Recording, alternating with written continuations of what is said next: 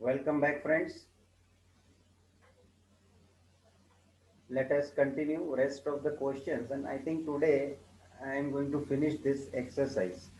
तो मेरे पास टाइम तो बचने वाला है. I am going to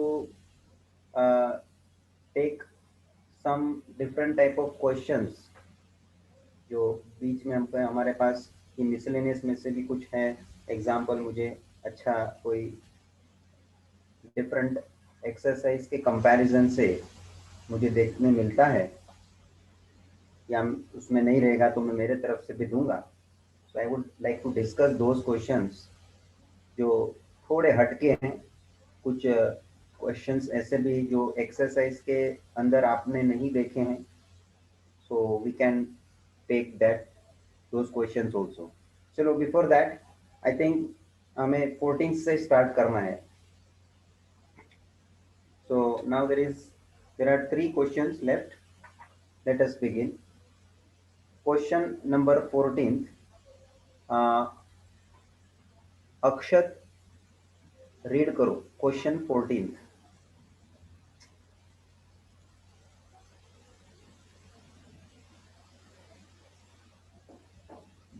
Akshat.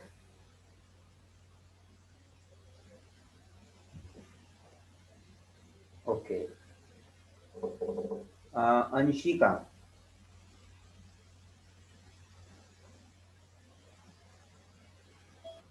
Anshika, are you listening?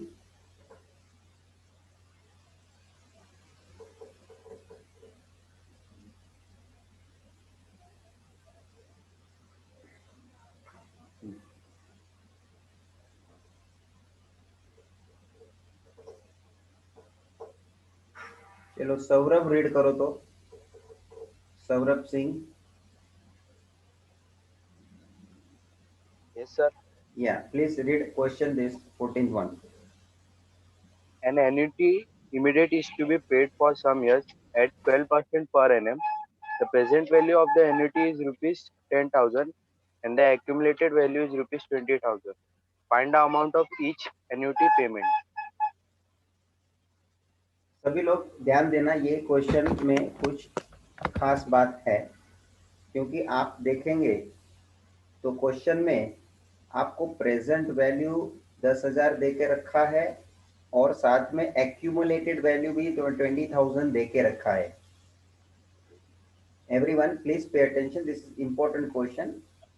आगे ऐसा क्वेश्चन आया नहीं है. This is for the first time you are accessing to this question. और दोनों आपके पास अवेलेबल है, प्रेजेंट वैल्यू भी अवेलेबल है और अमाउंट भी अवेलेबल है. साथ में और भी डिटेल्स दी जो है आपको 12% पर एनम के हिसाब से. और हम ये जो एन्यूटी पे कर रहे हैं, this annuity that this is a part payment we are making for some years. For some कितने साल तक भर रहे हैं ये इंस्टॉलमेंट, ऐसा कोई बोला नहीं है. कुछ साल तक भरेंगे ऐसा उन्होंने बोल के रखा है. और 12% का रेट दे के रखा है. और कौन सी एन्यूटी है? इमीडिएट. इमीडिएट एन्यूटी मतलब ऑर्डिनरी. Ordinary annuity. तो फाइंड करें amount of each annuity payment. What do you mean by amount of each annuity payment? यहाँ पे अमाउंट वर्ड भले लिखा हो लेकिन उसको अमाउंट हमारी भाषा में ये जनरल वर्ड अमाउंट पकड़ने का है. Of each annuity, amount of each annuity मतलब एन्युटी कितने की होगी हमको सी ढूंढना है. Are getting? सी ढूंढना है. तो स्टूडेंट्स अब इसमें पहले तो हम गिवन लिख लेते हैं ताकि बाद में मुझे कोई बताएं कि कौन सा वाला फॉर्मूला इसमें इस्तेमाल करना जाएगा. चलो R इज इक्वल्स टू 12% मतलब I is equals to 0.12. P present value अपने को दिया है, that is 10,000 and the 20,000 is as amount. हाँ, अब आप देखो आपको ढूंढना है C.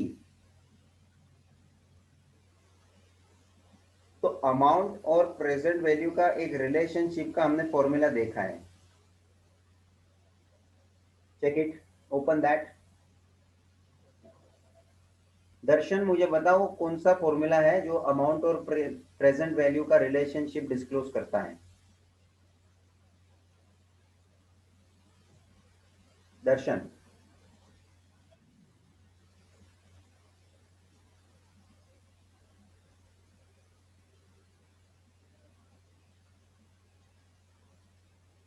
Harshali.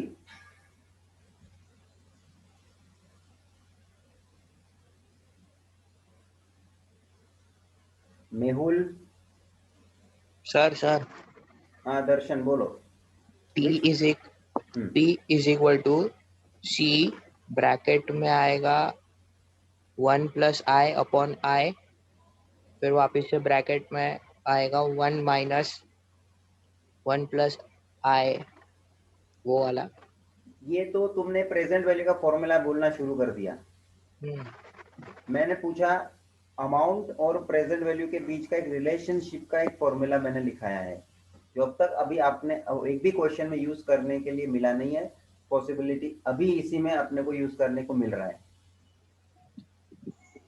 1/P - 1/A is equal to I/C 1+I। अब वापस तुमने गड़बड़ ये किया कि ये रिलेशनशिप का फॉर्मूला तो बताया, लेकिन ये जो फॉर्मूला बताया वो एन्युटी ड्यू का बता एन्युटी दिया। ड्यू का है। ऐसा है क्या? हाँ, अरे क्या ऐसा है, तुमने लिखा नहीं नोट्स में बराबर मतलब। और मैंने नेक्स्ट लेक्चर में उसका एक पूरा टेबल भी समराइज तुमको तुम्हारे सामने लेके रखा था।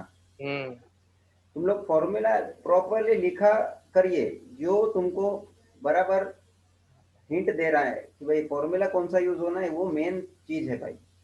तुम सब आइडेंटिफाई बराबर कर लोगे, क्वेश्चन में क्या दिया है समझ लोगे, लेकिन फाइनली फॉर्मूला रॉन्ग अप्लाई कर दोगे ना, वो कोई सेंस नहीं बनेगा उसका फिर।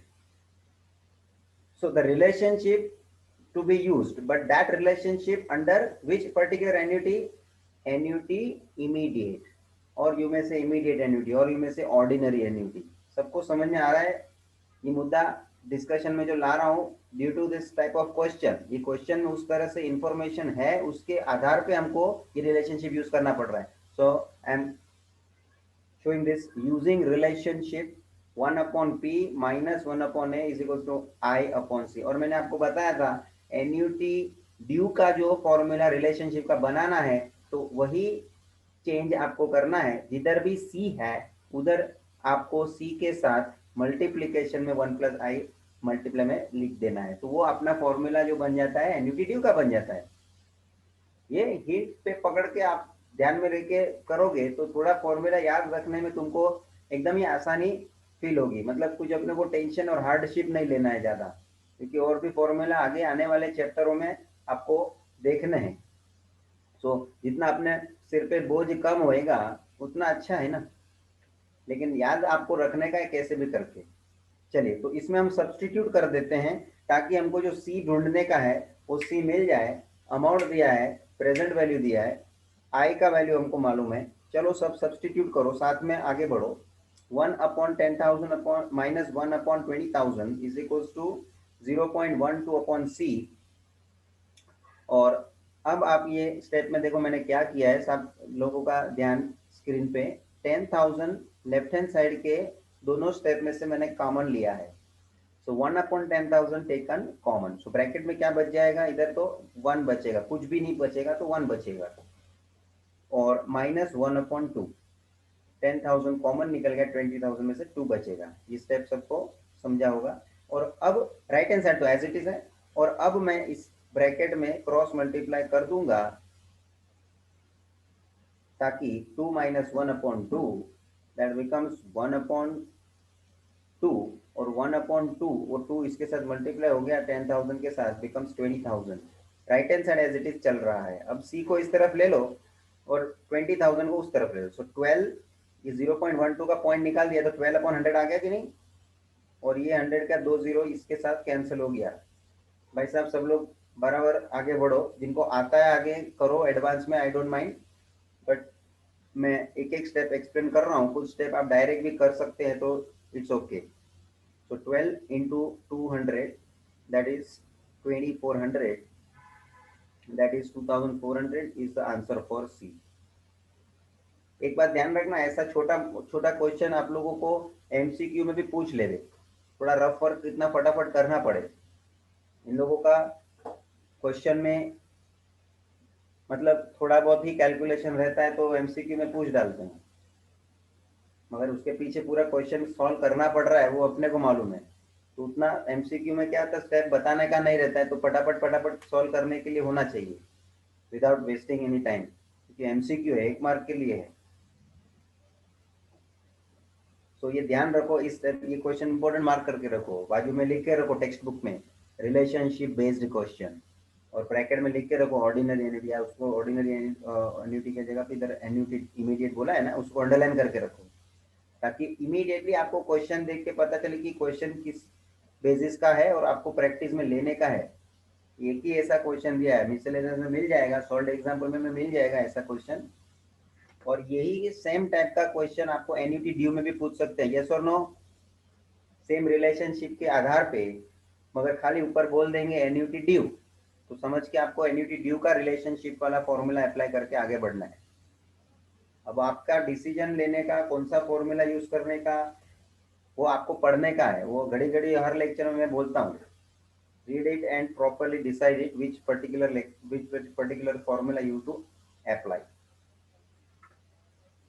चलिए, इसमें किसी को कुछ पूछना है तो बात करें, साथ में लिखते जाइए जिसका बाकी है, और कुछ बात है तो पूछो, otherwise I will take next one. हाँ सर, हाँ जी बोलिए, मुझे कुछ श्रुति, पूछना है। श्रुति बोलो। सर सर अगर इसमें हम लोगों को एन फाइंड आउट करने के लिए भी बोलते हैं तो हम लोग वो रिलेशनशिप वाला एक और फॉर्मूला भी यूज कर सकते हैं ना, A is equals to P into 1 + i। क्या फाइंड करने के लिए बोलते हैं तो एन?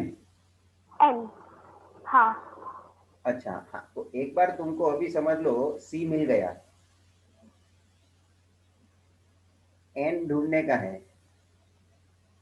सपोज ये एक्स्ट्रा मैं बातें कर रहा हूं, if they are also asking to find n. अब मेरे को बताइए, आपके पास जो फॉर्मूला है जिसके अंदर प्रेजेंट वैल्यू का फॉर्मूला है और अमाउंट का फॉर्मूला, दोनों के फॉर्मूला में सी की तो जरूरत है। स्तुति जवाब दीजिए और सब लोग सुनते जाइए। Yes sir. आप अमाउंट का फॉर्मूला यूज करते हो या प्रेजेंट वैल्यू का फॉर्मूला यूज करते हो, दोनों के फॉर्मूला में सी की रिक्वायरमेंट है कि नहीं है? हाँ सर। हाँ, तो अब बात इस पे आती है कि जो आप जब तक सी नहीं फाइंड करेंगे, सी जब तक नहीं फाइंड होगा तब तक ये कोई भी फॉर्मूला में आगे बढ़ने के लिए सी के बिना आप बढ़ ही नहीं पाएंगे। और उसी फॉर्मूला के अंदर आपको एन मिलता है। अब ये रिलेशनशिप में थोड़ी ना एन दिख रहा है, दिख रहा है क्या एन? नहीं। नहीं, तो वो आगे की बात हो गई, उस तरह के हिसाब से आगे जो पूछा है तो की बात है। बाकी सी तो कंपलसरी तुमको रिक्वायर्ड लगेगा ही ना, सी तो फाइंड करना ही पड़ेगा ना।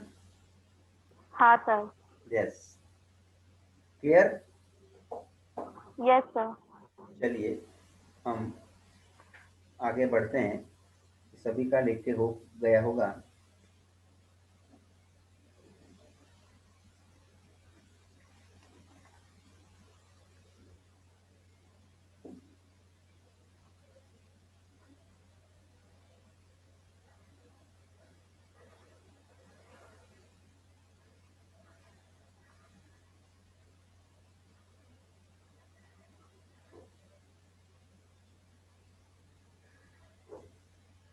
Question number 15।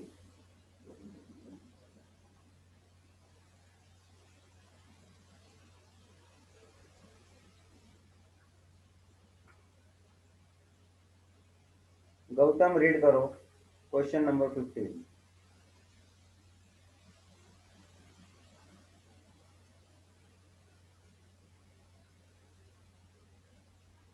For an annuity immediate paid for 3 years with interest compounded at 10% per annum, the present value is rupees 24,000. What will be the accumulated value after? बताओ गौतम, कौन सी एन्युटी है?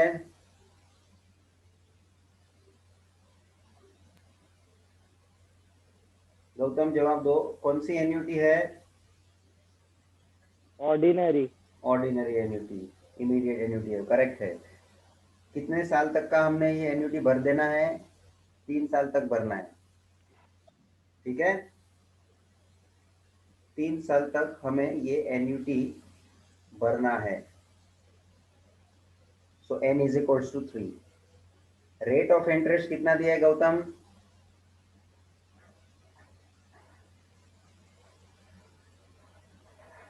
10%। 10%, मतलब i क्या होगा?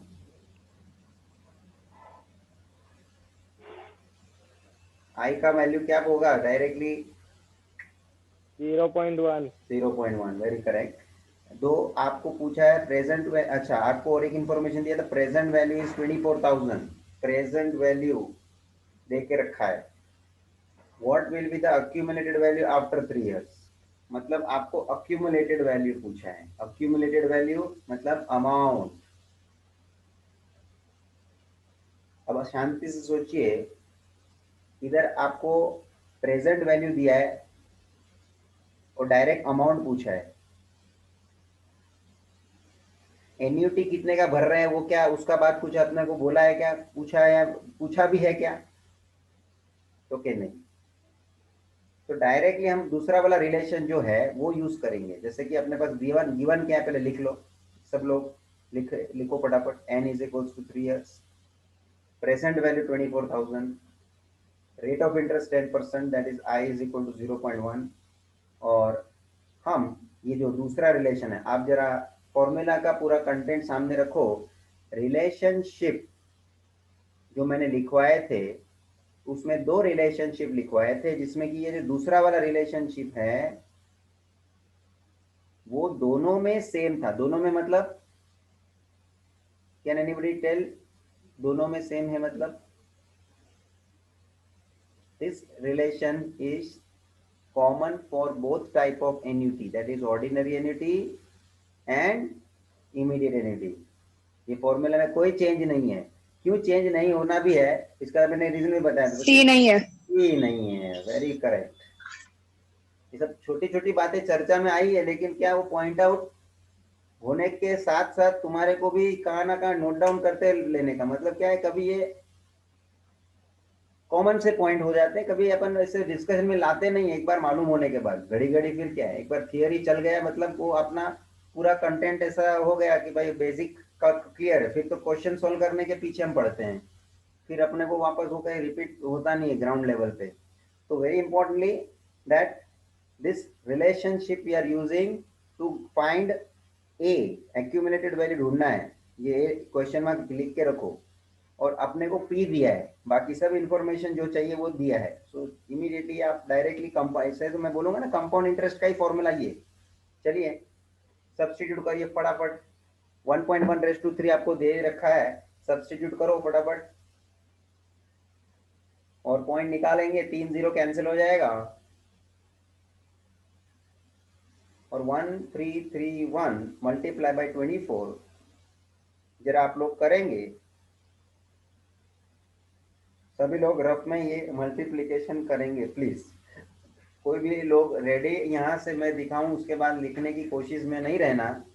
और जो लोग देख के लिखते भी है उन लोगों का नुकसान है, because finally in exams you have to do by your own. उसमें फिर तुम्हारे लिए कोई सब्सटीट्यूट नहीं बनेगा। इसलिए मेरी, मैं आपको सिंसियरली बोलता हूँ, जो भी काम आप कर रहे हैं जेन्युइनली करें।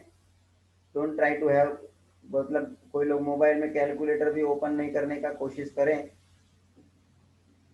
क्योंकि बैठे बैठे कुछ नहीं कुछ भी हम लोग ऑपरेट करके ले लेते हैं, वो कैलकुलेटर चला लेते हैं। तुम्हारा नुकसान है। एट प्रेजेंट तो आप कर लेंगे, बट आपको एग्जाम में, आप एग्जाम तक आपको स्पीड भी बढ़ाना का रहता है। तो कैलकुलेशन आप करके लेते हैं तो आपको खुद को स्पीड बढ़ाने का मौका मिलता है ना। Otherwise how to have practice. तो क्वेश्चन में जब हम कर रहे हैं कैलकुलेशन मिलता है करने को तभी हम ये करते हैं, अदरवाइज तो हम अलग से थोड़ी कैलकुलेशन करने बैठने वाले हैं। यही एक मौका रहता है। तो this is the answer 31,944। Rupees always लिखने का आदत डालना, ये जो छोटा छोटा पॉइंट मैं बोलता हूँ ये ध्यान रखने का है। Rupees always you have to write, और वो भी अपना जो सिंबल है वो यूज करने का। यहाँ पे भी टाइपिंग में सिंबल मिलता नहीं है, इसलिए अपने को मैंने रुपीज लिखा है, otherwise you have to present this rupees notation symbol. बेटा तो ये 1 मिनट 14th और 15th क्वेश्चन इंपॉर्टेंट मार्क कर लेना, because this both questions in which we have applied the relationship. और देखो ठीक है, एक मैं बोल दूंगा क्वेश्चन में, एक्सरसाइज में बहुत से टाइप ऐसे अलग अलग टाइप के क्वेश्चन में कुछ क्वेश्चंस उन लोगों ने दिए ही नहीं है कुछ टाइप के, जिसके अंदर मैं बोल सकता हूँ आपको कि जो रिलेशनशिप है एन्यूटी ड्यू के अंदर उसके आधार पे क्वेश्चन दिया ही नहीं। दे में गिव, बट ऐसा नहीं कि इस एक्सरसाइज में नहीं कवर किया है तो उन लोग नहीं पूछ सकते, देते that is a part of your syllabus दो दे हैव नॉट कवर्ड। अरे अब अच्छा कुछ क्वेश्चंस ऐसे आपको मिल भी जाएंगे जो मिसलेनियस एक्सरसाइज में या सॉल्व एग्जांपल में रहेंगे जो एक्सरसाइज के अंदर नहीं रहते हैं उस टाइप के, तो you must do that those questions. तो इसको बोलेंगे ना कि भाई इसके अंदर उन्होंने कवर नहीं किए हैं, अलग टाइप के हैं, मिसलेनियस में भी मिल जाएंगे, तो उस टाइप के क्वेश्चन भी हम लोग पूछ सकते हैं ना, that is a part of your syllabus. चलिए नेक्स्ट क्वेश्चन की ओर आगे बढ़ूं, सबका लिख के हो गया होगा, इसमें कुछ किसी को पूछना है तो बताइए, अदरवाइज मैं आगे बढ़ूं। चलिए question number next 16, Swaraj read करिए। A person sets up a sinking fund in order to have rupees 1 lakh after 10 years. What amount should be deposited biannually in the amount that pays him 5% per annum, compounded semi-annually? देखो भाई, आप ये sinking fund वाला question है, और नहीं भी sinking fund word नहीं भी बोला रहता ना तो वो पर्पसफुली कुछ इन्वेस्टमेंट है तो सिंकिंग फंड ही है, जैसा आगे अपन ने देखा है ना, वो क्वेश्चन में जिसके अंदर आपको वो क्रिएट अ फंड करके बोल दिया, सिंकिंग फंड, सिंकिंग वर्ड ये शायद मे भी यूज करें तो भी वो एग्जाम्पल सिंकिंग फंड का बेसिस पे है, वो अपन बोल सकते हैं। और एक 7वां क्वेश्चन था वो डॉटर्स मैरिज वाला है ना, तो वो सब टाइप के क्वेश्चन में सिंकिंग फंड वाला एक हिसाब अपना मालूम पड़ जाता है। सिंकिंग फंड का मैंने कंसेप्ट जो आपसे एक्सप्लेन किया हुआ था वो उसमें कवर होता है। तो उसको कितना पैसा इकट्ठा करना है, 1 लाख, कितने साल के बाद, 10 साल के बाद। अब वो यहाँ अभी से इन्वेस्टमेंट करना शुरू करता है, बैंक में पैसा उसने जमा करना शुरू करना है, उसको अकाउंट खोल लिया, और वो कैसे कैसे भर रहा है, बाई एन्युअली भर रहा है। बाई एन्युअली मतलब semi annually, every 6 months. Every 6 months, correct. Half yearly बोलो, बाई एन्युअली बोलो, सेमी एन्युअली बोलो, ये भाई कितने सारे वर्ड है स्वराज। हाफ ईयरली है ना, तो ये सब वर्ड का मीनिंग सेम है। तो आपको सेमी मतलब हाफ ईयरली के point of view formula generate करके लिखना पड़ेगा। अपने को फाइंड आउट क्या करना है कि वो कितना पैसा जमा करे, what amount should he deposited, मतलब एन्यूटी क्या फाइंड करने का है, एन्यूटी। चलो क्या क्या दिया है लिखते जाओ फटाफट। आपको अमाउंट दिया है 1 लाख, नंबर ऑफ ईयर्स 10 साल, rate of interest 5% per annum, और आई मतलब 0.05। Since it is ordinary annuity, कैसे पता चला ऑर्डिनरी एन्यूटी है स्वराज।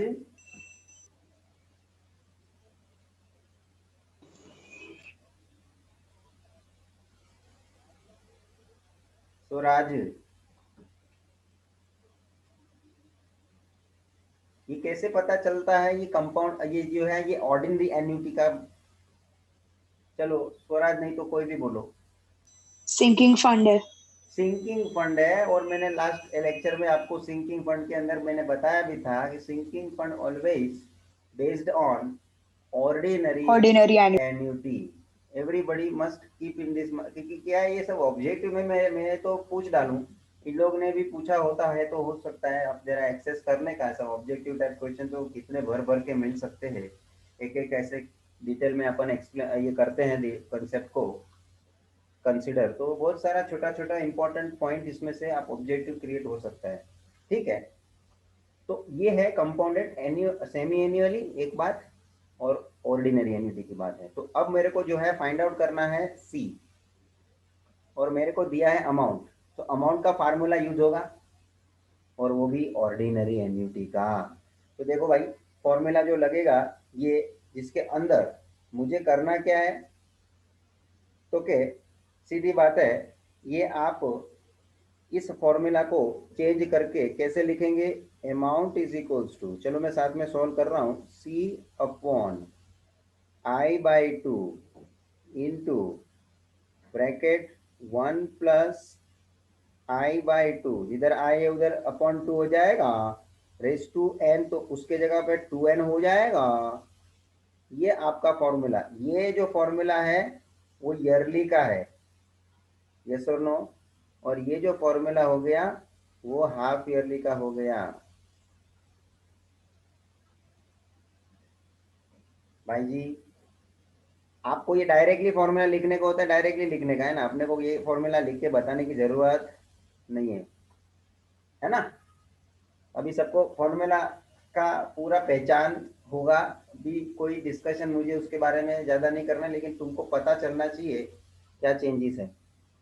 चलिए मैं इसमें सब्स्टिट्यूट करता हूँ, सी जो है हमको ढूंढना है, अमाउंट हमको दिया हुआ है 1 लाख,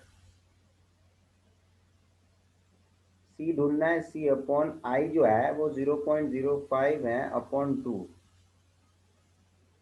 बराबर से लिखने का है, bracket 1 plus i that is 0.05 upon 2 whole raise to 2 into n, n मतलब 10, एन मतलब 10 माइनस 1, चलिए 1 lakh is equal to c upon a 0.05 upon 2।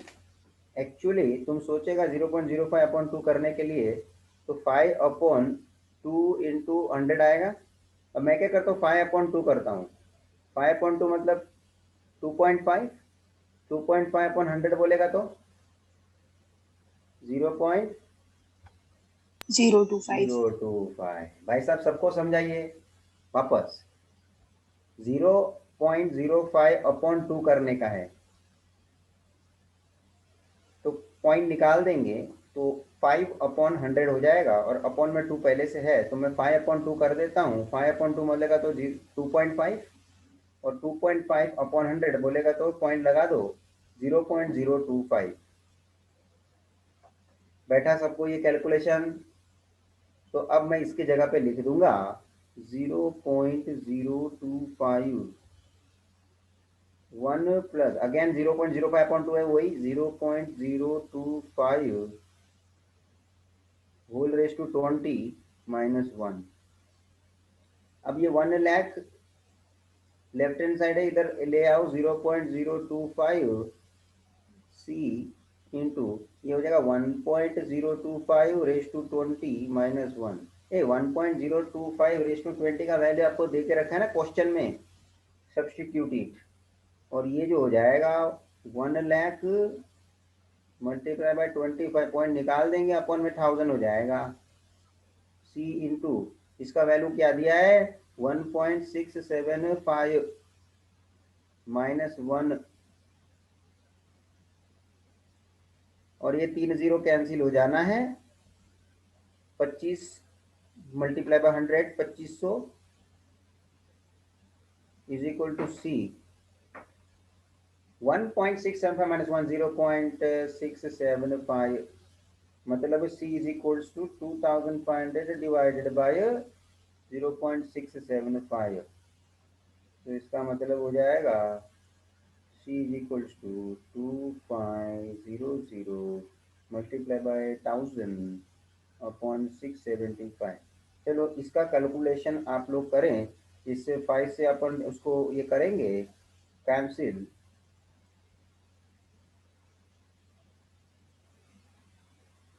और उसको भी 5 से कैंसिल करेंगे 500, और ये 5 से करेंगे,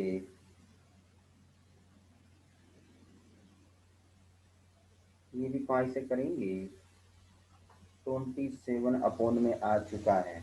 अब यहाँ जो है आपको ना छुट के इसका डिवीजन करना ही पड़ेगा। तो ऊपर 100 बचा है और 1000 बचा है, तो ये 1 लाख बचा है। चलो मैं यहाँ पे रफ में कर रहा हूँ, 1 लाख डिवाइडेड बाय 27। ले जी, अब आप सब लोग ये डिवाइड करने का कोशिश करें और आंसर ढूंढें। Do it by your self.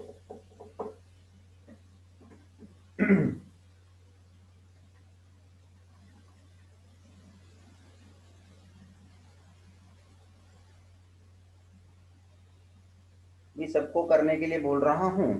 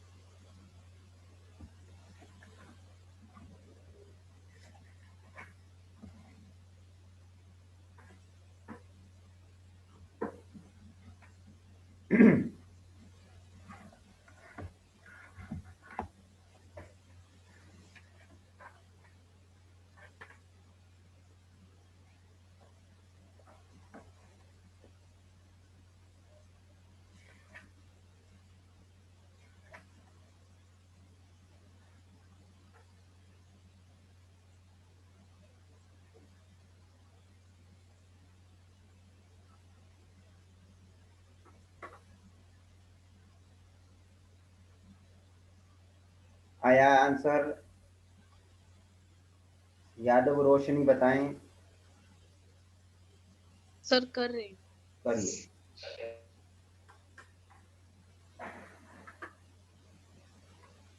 हेत आया आंसर?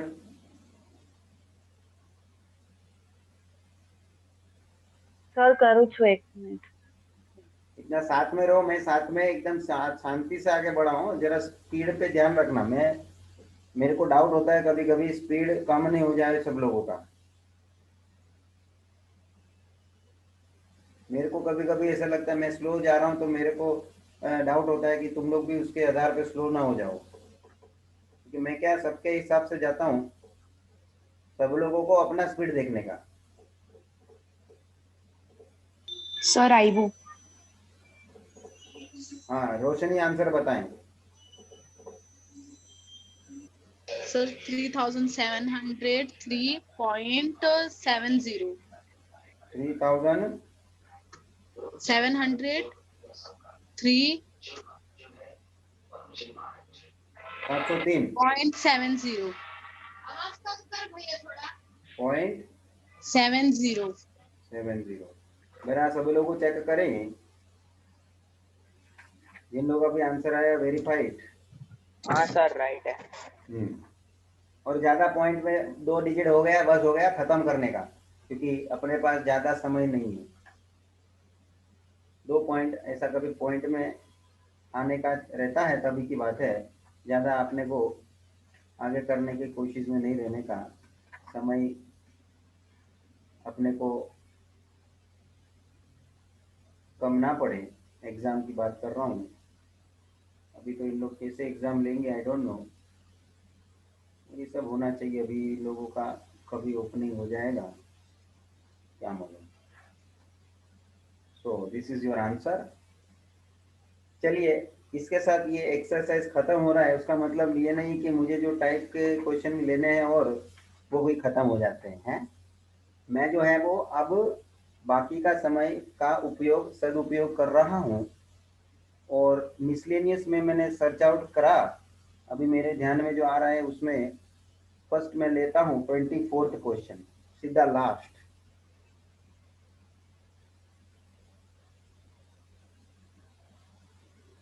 ये सबका लिख के हो चुका होगा। So I am coming to the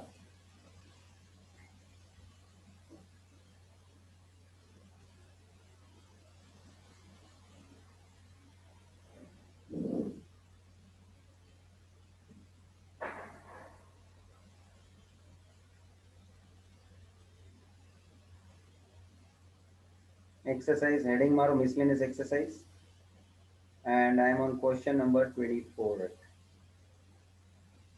चलिए टेक्स्ट बुक में से क्वेश्चन पढ़ना है हमें। सामने रखिए पेज नंबर आप आ जाइए मिसलेनियस एक्सरसाइज 32, पेज नंबर 32।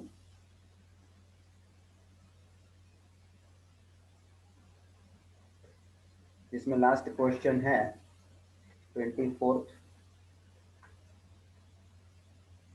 अब थोड़ा ही नया पॉइंट है, लेकिन इसके वो नए पॉइंट के लिए मुझको क्वेश्चन लेना है, ये अच्छा है। और बाकी आप आगे की बातें को आप बोलेंगे सर तो सेम ही है, लेकिन स्टार्टिंग का मुद्दा थोड़ा नया है। नयन पढ़ो क्वेश्चन, टेक्स्ट बुक सामने रखो। जो लोग जवाब नहीं दे रहे मेरे को लगता है वो जगह पे है या उन लोगों का कुछ टेक्निकल प्रॉब्लम है। Yes sir. हाँ, तुरंत लोग, बहुत से लोगों का ऐसा है कि रिस्पॉन्स ही नहीं आता है। उन लोगों का नाम देख के मेरे को खाली बस आगे बढ़ जाना रहता है। मतलब ये मैं इसे ही पूछता हूँ, ये टेक्निकल प्रॉब्लम हो जाता है या खुद का कुछ प्रॉब्लम है। चलो नयन पढ़ो।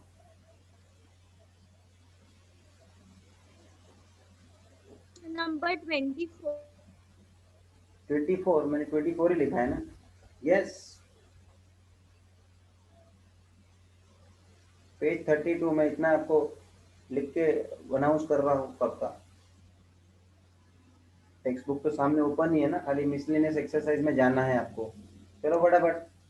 Some machinery is accepted to cost 25% more over its present cost of rupees 6,96,000 after 20 years. The Repeat this much.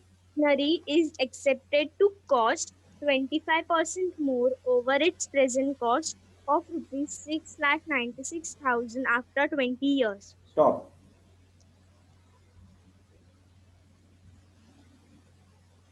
भाई साहब, बड़ी बड़ी इंडस्ट्री में, फैक्ट्री में मशीनरी इंस्टॉल की जाती है। जैसे आप अकाउंट्स वगैरह में पढ़ते हैं ना, मशीनरी, प्लांट एंड मशीनरी। वो बड़ी बड़ी मशीनरी सालों तक चलती तो है, लेकिन उसका भी एक लाइफ होता है, डेप्रिसिएशन लगता है, उसको भी अपने को बाद में डिस्कार्ड करना पड़ता है, क्योंकि एक उसकी भी लाइफ होती है ना स्टूडेंट्स। कितना वो मशीन चलेगा चल चल के, इतना एक उसका लाइफ होता है। वो एक लाइफ उसकी खत्म हो जाती है तो उसके बाद हमें नया मशीन लेना पड़ता है।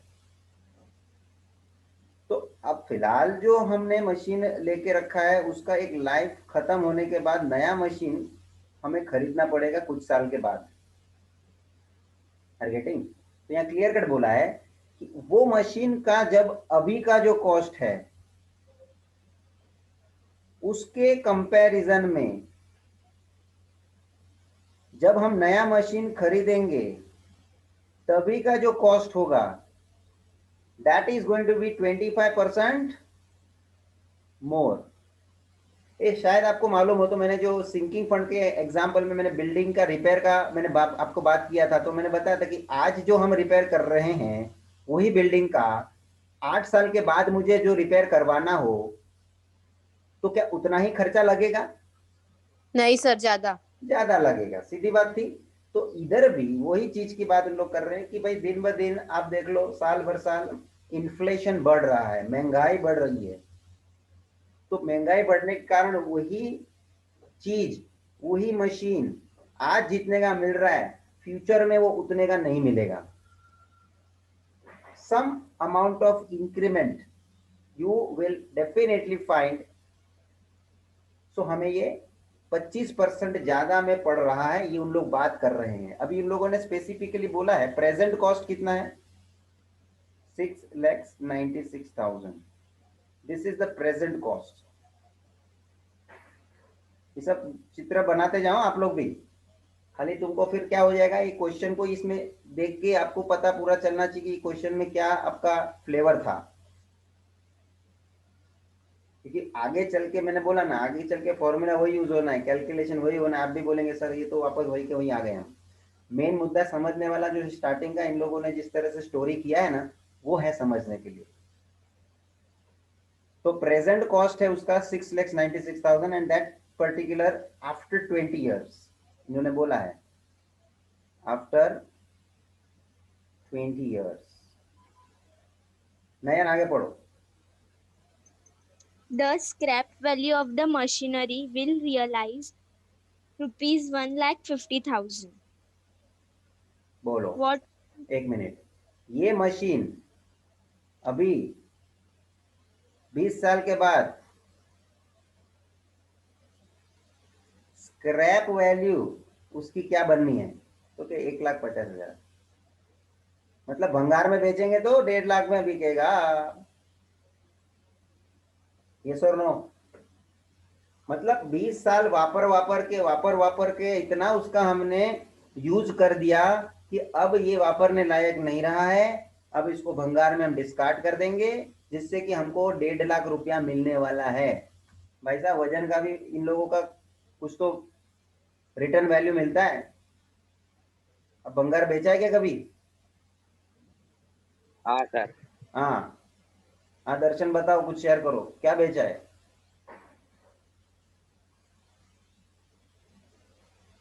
Sir newspaper sir, newspaper. Newspaper रद्दी हो गया, वो ठीक है, भंगार बोलता हूँ। भंगार वो सब बॉटल वॉटल रहता है ना वो। हाँ बराबर है बोलने का, उसमें हम लोग भी, हमारे छोटे थे तभी हम लोग भी ये सब जमा करते थे। ऐसा वो भंगार वाला आता था, उसको बुलाते थे, उसको ऊपर बुला के उसको वजन करवाते थे। हाँ हाँ, तो तेल का डब्बा हो, है वो, मतलब वो जो घी का डब्बा हो, ऐसा बहुत सारा डब्बा डुब्बी रहती थी, वो सब हम लोग गैलरी में जमा करने का। हाँ, वो फिर उसका महीने में एक बार आने का, या उसका जब भी जमा हमको अच्छा लगता है कि भाई इधर अभी जगह नहीं है जो रखने का, हमको दे देने का है, वो दे देने का। वो सब हमको भी देखने को अच्छा लग रहा है, अभी कितना वजन होएगा, कितना पैसा मिलता है, बाकी कुछ नहीं।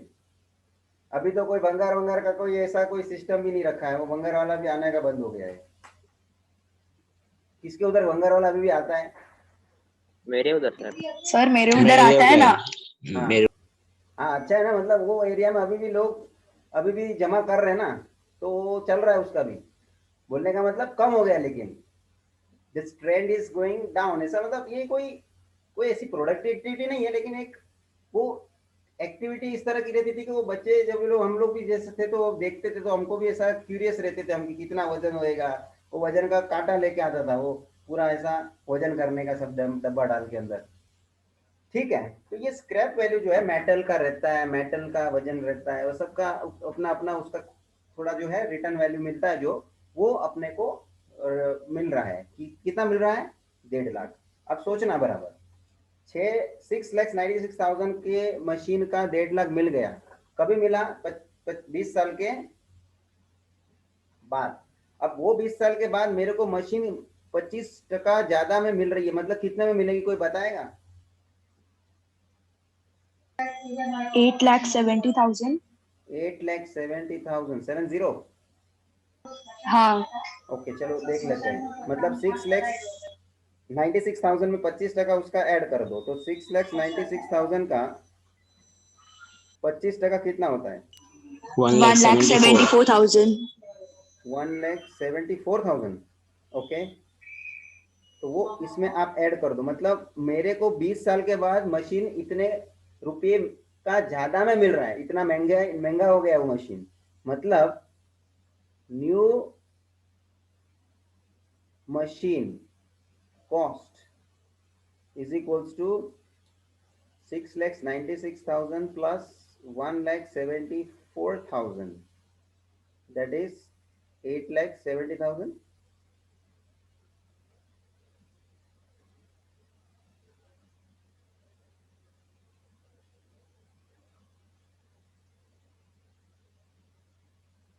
या इसका मतलब क्या हो गया, मेरे को 20 साल के बाद कितना पैसा मांगता है? 8,70,000 मांगता है। नया मशीन खरीदना है ना 20 साल के बाद, तो तुम्हारे पास इतना पैसा अवेलेबल होना चाहिए। ये लेकिन मैं बोलता हूँ इतना पैसा अवेलेबल नहीं होना चाहिए। क्यों? स्क्रैप वैल्यू भी मिलेगा। हाँ, स्क्रैप वैल्यू मिला है, वो स्क्रैप वैल्यू माइनस करेंगे, क्योंकि स्क्रैप वैल्यू हमको जो मिला है वो तो हमारे को जूने मशीन का रिटर्न मिल गया, उतना पैसा मुझे मिला, मतलब उतना पैसा मुझे कम जमा करने के लिए हो रहा है। तो स्क्रैप वैल्यू माइनस करें, मतलब नेट अमाउंट रिक्वायर्ड, क्या लिख रहा हूं मैं, net amount required for new machine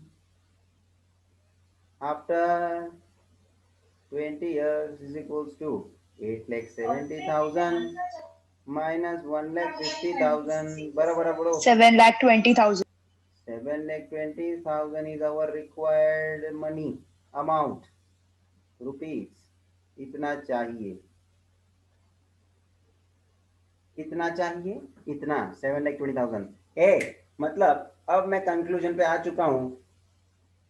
from this calculation I can understand कि मुझे रिक्वायरमेंट कितने की है, 7,20,000। तो मुझे 20 साल के बाद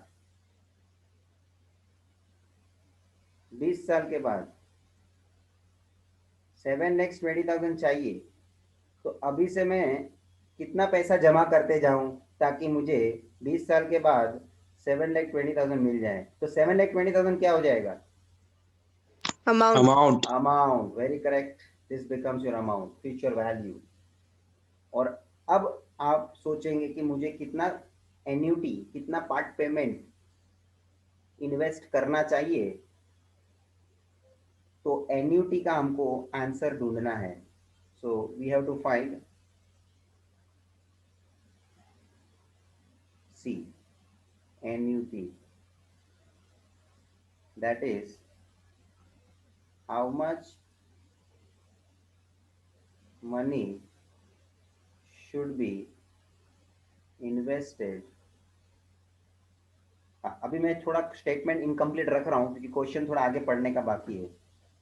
what amount should be set aside, देखो अभी एक्चुअली तो मेरे को हिंट आ ही गया कि क्वेश्चन में अभी आगे क्या बोला होगा एन्यूटी ढूंढने के लिए, लेकिन मैं क्यों पढ़ रहा हूं, क्योंकि मेरे को ये भी कंफर्म करना है कि मैं ये एन्यूटी सालाना भरने वाला हूँ, हाफ ईयरली भरने वाला हूँ, क्वार्टरली भरने वाला हूँ या मंथली भरने वाला हूँ। ये समझ में आ रहा है क्या, मैं क्यों रुका। तो क्या आगे बढ़ो, eight the end of every year, low eight the end of every year. तो अब मैं स्टेटमेंट कंप्लीट करता हूँ। How much money should be invested at the end of every year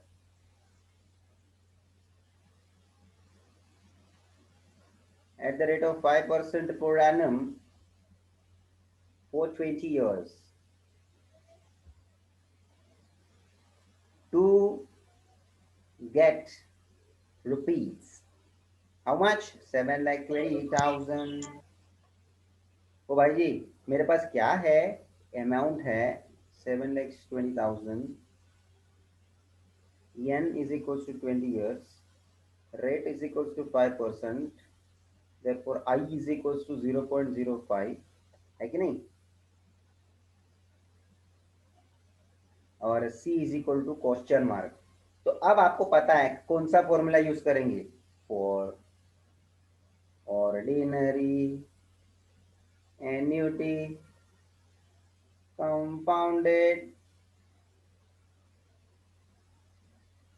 yearly amount is equals to formula C upon I into bracket 1 plus I raise to n minus 1, खत्म, सब को substitute कर। लेकिन starting में मेरे को क्या लिखवाने का था मेन, तुमको ये तुमने लिखा हो तो बराबर से समझ में आया वैसा लिखो। मैंने बहुत ही रफ स्टाइल में एक्सप्लेन किया, लेकिन आपको ये पॉइंट समझ में आया होगा कि कोई भी ऐसा मानने के लिए नहीं बैठ जाना कि भाई टोटली मेरे को जो पहले से बोला है कि मेरा 25% बढ़ के कितना हो गया, 8,70,000 हो गया, तो मेरे को इतना पैसा चाहिए। हाँ एक्चुअली में उतना ही पैसा चाहिए, लेकिन स्क्रैप वैल्यू क्या होना चाहिए, इसमें से माइनस होना चाहिए। ये क्वेश्चन में एक मैं नोट लिखवाऊंगा, जो नोट में अभी लिखना चाहूंगा यहाँ पे, क्या मैं नोट में लिखवाना चाहता हूँ, जनरल एक statement, scrap value if given in the question, then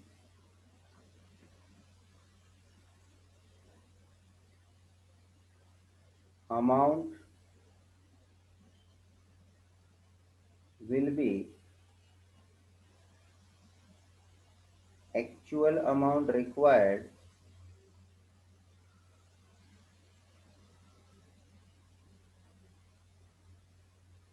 minus scrap value, minus scrap value। बाकी फॉर्मूला याद रखने वाला कोई ऐसा नहीं है, माहौल बनता है, आपको ये कॉमन सेंस वाला मुद्दा बन जाता है। तो मेरा अमाउंट बन गया, उस हिसाब से नेट मैंने वर्ड यूज किया भी था। चलिए अभी जरा फॉर्मूला में सब्स्टिट्यूट करके आप लोग सॉल्व करेंगे। हाँ, आपको इंफॉर्मेशन क्वेश्चन में ये भी दिया हुआ है, अमाउंट जो हमने ढूंढा है 7,20,000। चलिए मेरे साथ सोल्व करिए। सी तो ढूंढना है, आई इज इक्वल टू 0.05 है ना, हाँ, into 1 plus 0.05 raise to n 20 years minus 1। तो ये उधर भेज दो, 7,20,000 मल्टीप्लाई बाय 0.05 पहुंचेगा तो 5 करता हूँ, नीचे अपन में 100 बार देता हूँ, is equal to c into 1.05 raise to 20 minus 1। और ये 2 0 कट करें, 7,200 multiply by 5 36,000 is equals to c into 1.05 raise to 20। आपको दिया है क्वेश्चन में 2.655 माइनस 1। सर 653 चाहिए। 653, यस 653।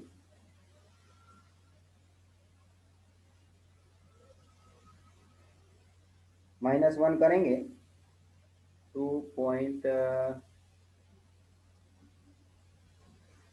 माइनस करो 1.05, लेट मी कंफर्म, इसमें रेज टू 20 क्या है, ये 653 और माइनस 1 2.653 माइनस 1 तो 1.653। चलिए तो 36,000 सी इंटू 1.653।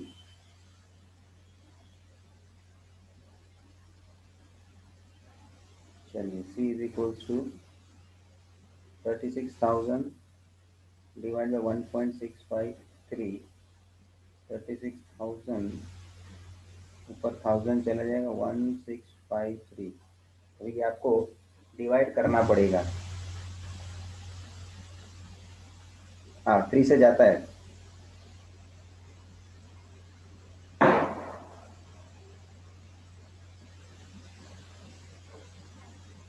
अब नहीं होएगा, ये आपको करना पड़ेगा 12,000 into 1000।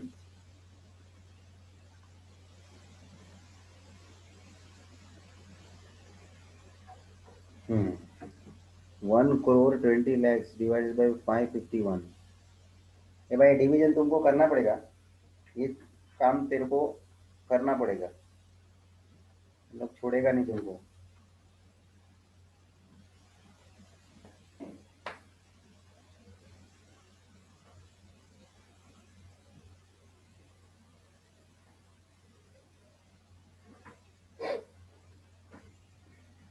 Do it by yourself.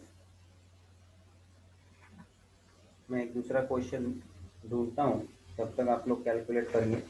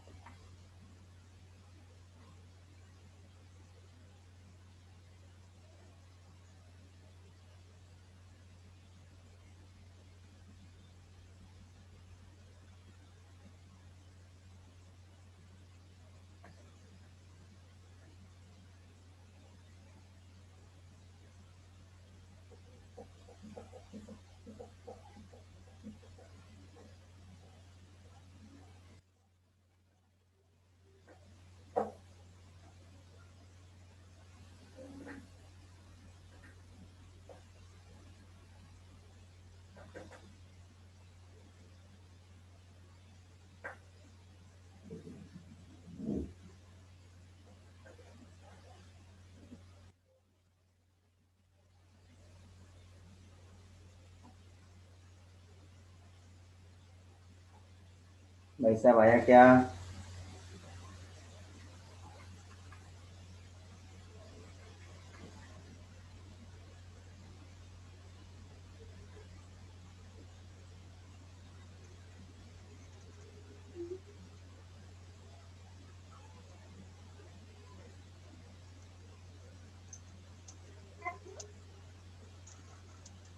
हाँ सर। बोलो Darshan. 21,778.58. Okay, everybody please check. सही। बराबर है।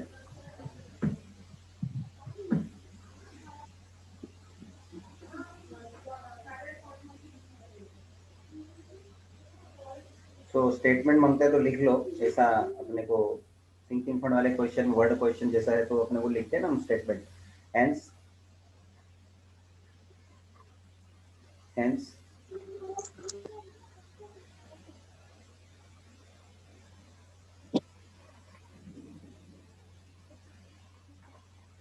at the end of each year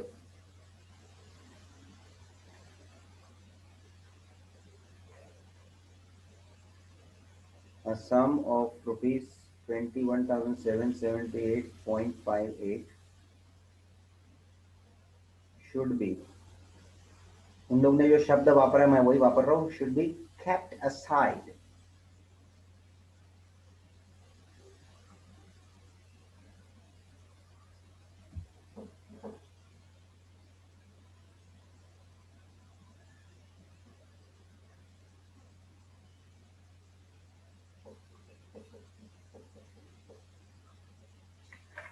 That's it.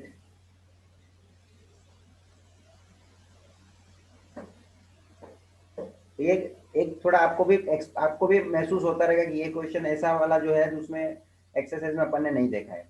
Only that initial part, ये एन्युटी किसके लिए बना रहे हैं हम, तो फ्यूचर वैल्यू के लिए। तो फ्यूचर वैल्यू इसमें से कैसे डायरेक्टली नहीं दिया है, उन्होंने घुमा फिरा के करने की कोशिश कर रहे हैं लोग।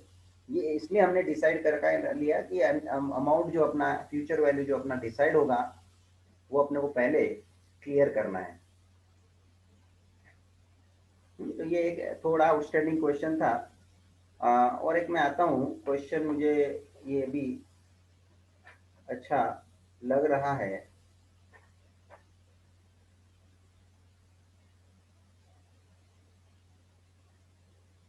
वेरी इंपॉर्टेंट भी ये मैं बोलूंगा। स्पेशल क्वेश्चंस सब हम ले रहे हैं। मिसलेनियस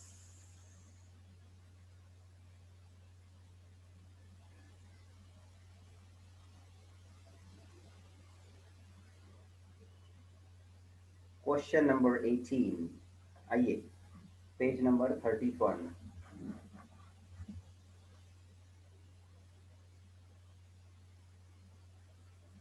बढ़िया क्वेश्चन है, हेत पढ़ो।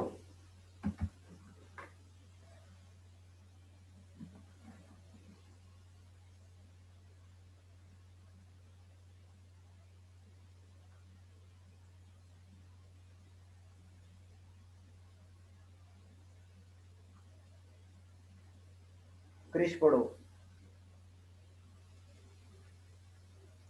एक मिनट सर।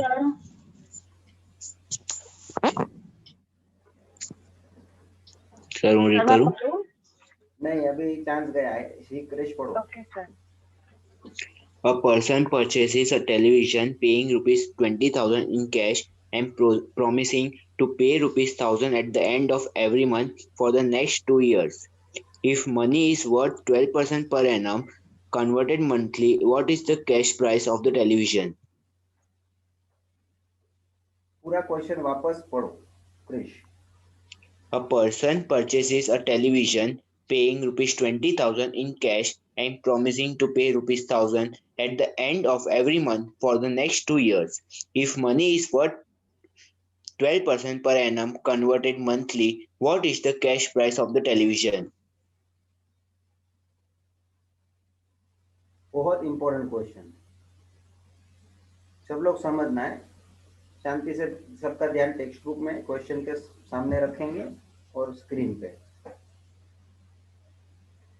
स्टूडेंट बहुत साल पहले की बात करता हूँ, जब भी ये मोबाइल स्मार्टफोन सब नया नया निकलता था,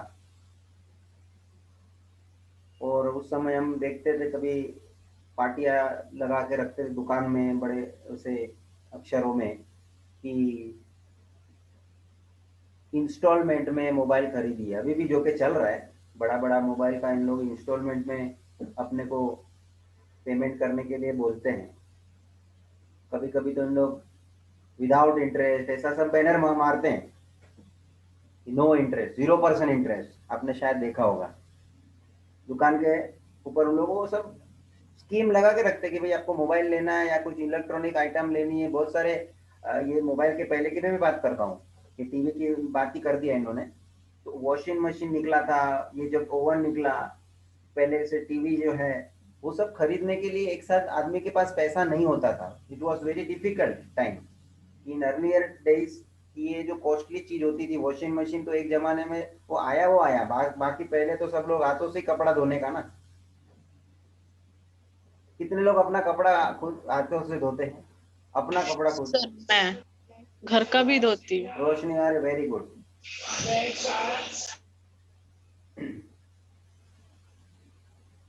वो अपने को एक प्रकार से फिजिकल एक्टिविटी भी हो जाती है। एक बात ध्यान रखना, ये गर्ल्स को तो मैं खास बोलूं,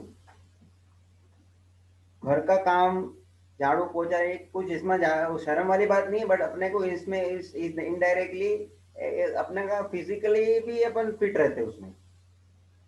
ये देखा गया है, ऐसा हम लोग खाली बोलने के लिए मैं नहीं बोल रहा हूँ। दे रिमेन्स फिजिकली फिट। तो ये जब वॉशिंग मशीन सब निकले, चलो ठीक है, इन लोगों का तो बिजनेस था, इसलिए उन्होंने तो सब बिजनेस के तौर पे बेचने का नक्की किया। But in every household nowadays you will find this all electronic gadgets are available. तो हम दुकान में जाते थे तो उन लोग बोलते थे कि आपको जो एक साथ पेमेंट नहीं करने को हो रहा है तो आप हमको इंस्टॉलमेंट के आपके पास आपको हम फैसिलिटी दे सकते हैं। तो उन लोग क्या करते थे, ठीक है, ये टीवी का एग्जांपल मैं आगे बढ़ा देता हूँ। टीवी आपको लेना है तो जो भी टीवी का टोटल कॉस्ट होता है, कस्टमर के पॉइंट ऑफ व्यू बात कर रहा हूँ, टोटल कॉस्ट जितना भी उसको पड़ता है, उसमें से दुकान वाला बोलता है थोड़ा बहुत आप डाउन पेमेंट कर दो।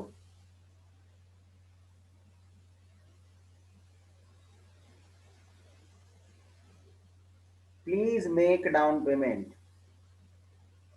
ये पूरा टीवी का कॉस्ट है, थोड़ा बोलते हैं डाउन पेमेंट करो, और बाकी का जो है बैलेंस बचेगा ना, ये समझ रहा है तुमको, ये बैलेंस आउटस्टैंडिंग जो बचेगा, कस्टमर को अभी भी दुकान वाले को पे करना जो बाकी है, इसलिए मैं बोल रहा हूं आउटस्टैंडिंग। ये जो भी आउटस्टैंडिंग अमाउंट बचेगा ना, उस आउटस्टैंडिंग अमाउंट का इंस्टॉलमेंट पार्ट पेमेंट दुकान वाला करके देगा।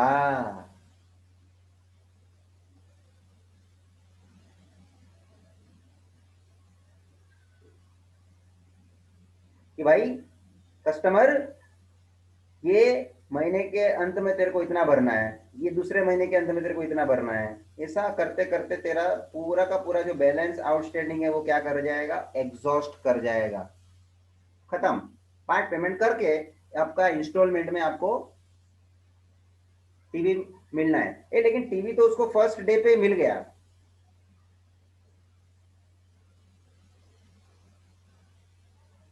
on the day of purchase।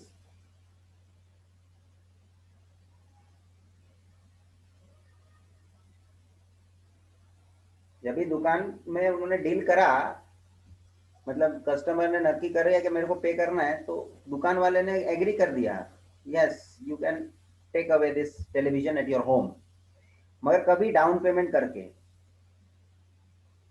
अब यहाँ पे भी मुद्दा तुम्हारे सामने में यही लाना चाहता हूं कि एन्यूटी, ये पार्ट पेमेंट जो बना, वो बैलेंस आउटस्टैंडिंग का बना कि नहीं? डाउन पेमेंट जो हुआ वो तो माइनस हो गया कि नहीं? जैसे वहां स्क्रैप वैल्यू माइनस हुआ था,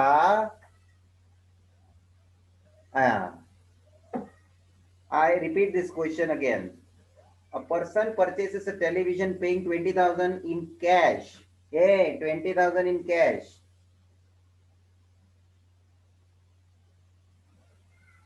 कितना पढ़ने पे तुमको क्या पता चलता है? Paid 20,000 in cash. इसका मतलब ये क्या हो गया? Down payment. Down payment. वो कभी कभी वो ये शब्द वापरते ना कि कुछ टोकन अमाउंट देके जाइए. ये सुना है क्या किसी ने? हाँ सर. टोकन अमाउंट देके जाइए, या अपने को कुछ बोलते हैं कि भाई बोनी करा के जाइए. इससे कुछ शब्द ऐसे लोग जिसको बोलते हैं जनरल लैंग्वेज में वापरते हैं लोग. ठीक है. सो इट इज थोड़ा सोफिस्टिकेटेड वे से बोलना है तो बोलते डाउन पेमेंट. चलिए, तो 20,000 तो उसने डाउन पेमेंट भर लिया है इन कैश. ठीक है. And promising to pay 1,000 at the end of every month. ओ, तो अब ये जो बैलेंस बचा होगा उसमें ही is committing that every month at the end of, ये balance amount to be paid by, बस मंथली बोला है, तो to be paid monthly, that is at the end. बोला है ना, क्लियर है, अंडरलाइन करो. At the end of every month for next 2 years. For next 2 years.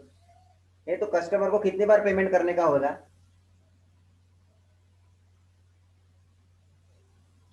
20 times. 20 times. 24 times. 24 times. 2 साल तक बोल लिया है ना, और eight the end of the monthly बोला है. मंथ 24 महीने के हिसाब से 24 बार पेमेंट चला जाएगा. And at the end of 24th payment that customer will be debt, मतलब उसका पूरा का पूरा ये जो है इंस्टॉलमेंट पे होके वो पूरा का पूरा टीवी अपने नाम कर लेगा. एब्सोल्युटली. चलिए, तो if money is worth 12% per annum converted monthly, what is the cash price of the television? तो अब दुकान वाला जो है, शॉपकीपर में बोलता हूं, charges 12% per annum rate of interest. ये समझ में आ रहा है क्या?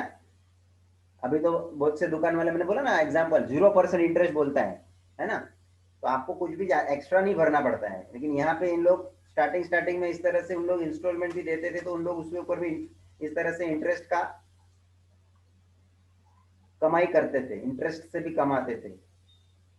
कस्टमर बोलेगा भाई चले जाने दो भाई, मैं इंटरेस्ट पे करके थोड़ा भी ज्यादा पे करने को हो रहा है ना टोटल, लेकिन मैं इंस्टॉलमेंट में भरूंगा तो मेरे को कोई ज्यादा बर्डन नहीं आएगा. लेकिन किसी के पास एक साथ पैसा पे करने के लिए होता है ना, तो वो क्या सोचता है कि भाई इंस्टॉलमेंट में भरूं तो उसमें मेरे को इंटरेस्ट भी एक्स्ट्रा थोड़ा बहुत तो भरना पड़ेगा ना, मैं इतना एक्स्ट्रा क्यों भरूं? बात तो सही है. एंड अभी का अभी ऑन द स्पॉट में पेमेंट कर देता हूं. तो टुडे दैट पर्सन मे पे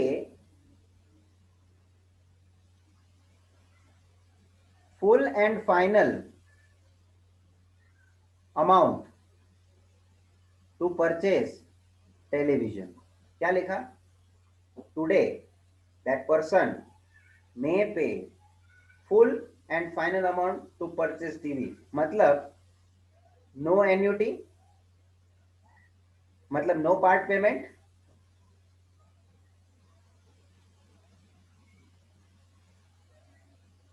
नो पार्ट पेमेंट. तो अभी पूरा लमसम अमाउंट भरना है उसको, तो कितना भरना है? जो उसको इंस्टॉलमेंट फैसिलिटी चाहिए तो ये जो पूरा जो टीवी का टोटल कीमत है ना, टोटल प्राइस, उसमें से कुछ भी अपना डाउन पेमेंट माइनस कर लो। उसने बोला है इतना डाउन पेमेंट 20,000 बोला है, तो जो बैलेंस बचेगा ना उसका इंस्टॉलमेंट भरते जाना 20 साल तक, टिल 20 इयर्स। ये पहला स्कीम हो गया और ये दूसरा स्कीम हो गया। दुकान वाला उसको पूछता है इंस्टॉलमेंट चाहिए या अभी का अभी तू भरता है, बोल। कोई आदमी ऐसा रहेगा फर्स्ट स्कीम में बोलेगा, बोलता है नहीं इंस्टॉलमेंट चाहिए। कोई आदमी बोलेगा नहीं भाई, काय के लिए इंस्टॉलमेंट भर के मैं थोड़ा भी इंटरेस्ट का पेमेंट ज्यादा करूँ, अब मेरे पास पैसा है, मैं अभी पूरा पेमेंट करके टीवी मेरे नाम कर लूंगा। तो कोई लोग ऐसा रहता है ना, ये होते हैं कि नहीं, सब लोग, सब टाइप के लोग। तो इधर तो अपन ये पहला वाला स्कीम में है भाई, सेकंड वाला स्कीम की बात मैं कर रहा हूँ, लेकिन फर्स्ट वाले स्कीम में मैं हूँ। तो बताइए what is the cash price of the television. Cash price of the television कभी भी तुमको पूछेगा, अब ये मैं मेन मुद्दे पे आता हूँ। कैश प्राइस ऑफ टीवी और एनी पर्टिकुलर थिंग, ये क्वेश्चन टीवी का बना है। कभी कभी उन लोग क्वेश्चन में वॉशिंग मशीन बोलेगा, कभी कभी उन लोग क्वेश्चन में माइक्रोवेव एवन बोलेगा, कुछ भी बोल सकता है। तो वो ठीक है, वो जाने दो। मेन मुद्दा क्या है, किसके ऊपर है, क्या फाइंड करने के ऊपर है? Cash price, cash price of the TV. तो पहली बात मेरे को ये कोई बताओ कि जो भी टेलीविजन का प्राइस उसको स्टार्टिंग में बोला होगा, उसने 20,000 तो भर दिया है, तो मतलब 20,000 को अपने को इंस्टॉलमेंट में लेना कि नहीं लेना? नहीं, नहीं सर। नहीं लेना है, कॉमन सेंस वाली बात है, क्योंकि जो डाउन पेमेंट हो गया वो तो निकल गया। अभी उसको भरना कितना है बैलेंस? क्योंकि जिसमें कि 20,000 तो उसने भर, डाउन पेमेंट मतलब क्या, उसने डाउन पेमेंट करके लिया, उतना पेमेंट उसका हो गया, तो उतना तो उसको भरना नहीं है। तो बाकी जो बैलेंस बचता है उसका इंस्टॉलमेंट होने वाला है, और वो भी 20 साल तक, मंथली। ऊपर मैंने बनाया था वो चित्र, monthly.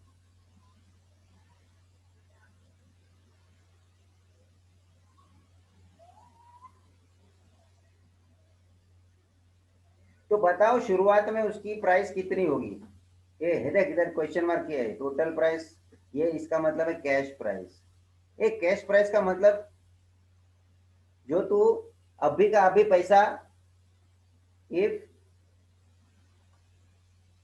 Purchased on the spot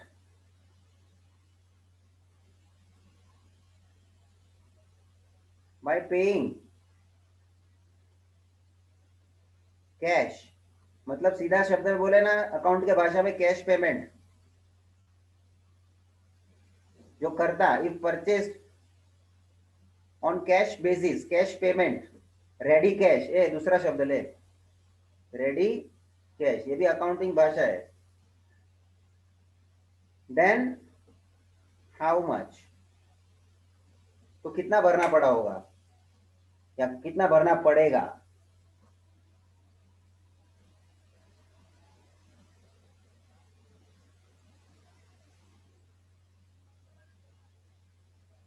तो जब भी कैश प्राइस, मेरा मेन मुद्दा अभी भी आ रहा है, जब भी कैश प्राइस, ये कैश प्राइस का अलग अलग मैं ढंग बता रहा था, हम लोग कैसे बोल सकते हैं। कैश प्राइस जब भी फाइंड करने को होएगा, ऑलवेज फाइंड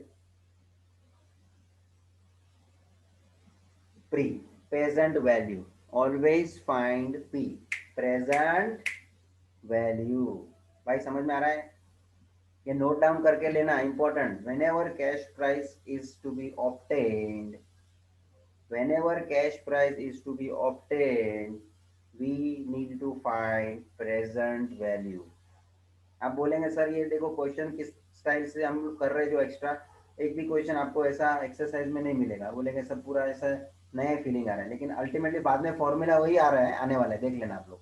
खाली आगे स्टार्टिंग का थोड़ा इन लोगों ने अपने को ऐसा सरप्राइज करने वाला मुद्दा पूछते हैं, हाँ कुछ हटके, तो बाद में वही स्वाद आता है।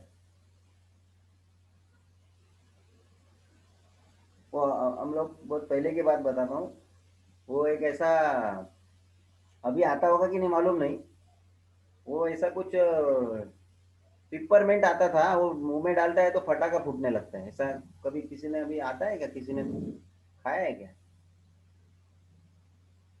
हाँ सर, हिल स्टेशन पे मिलता है ऐसा।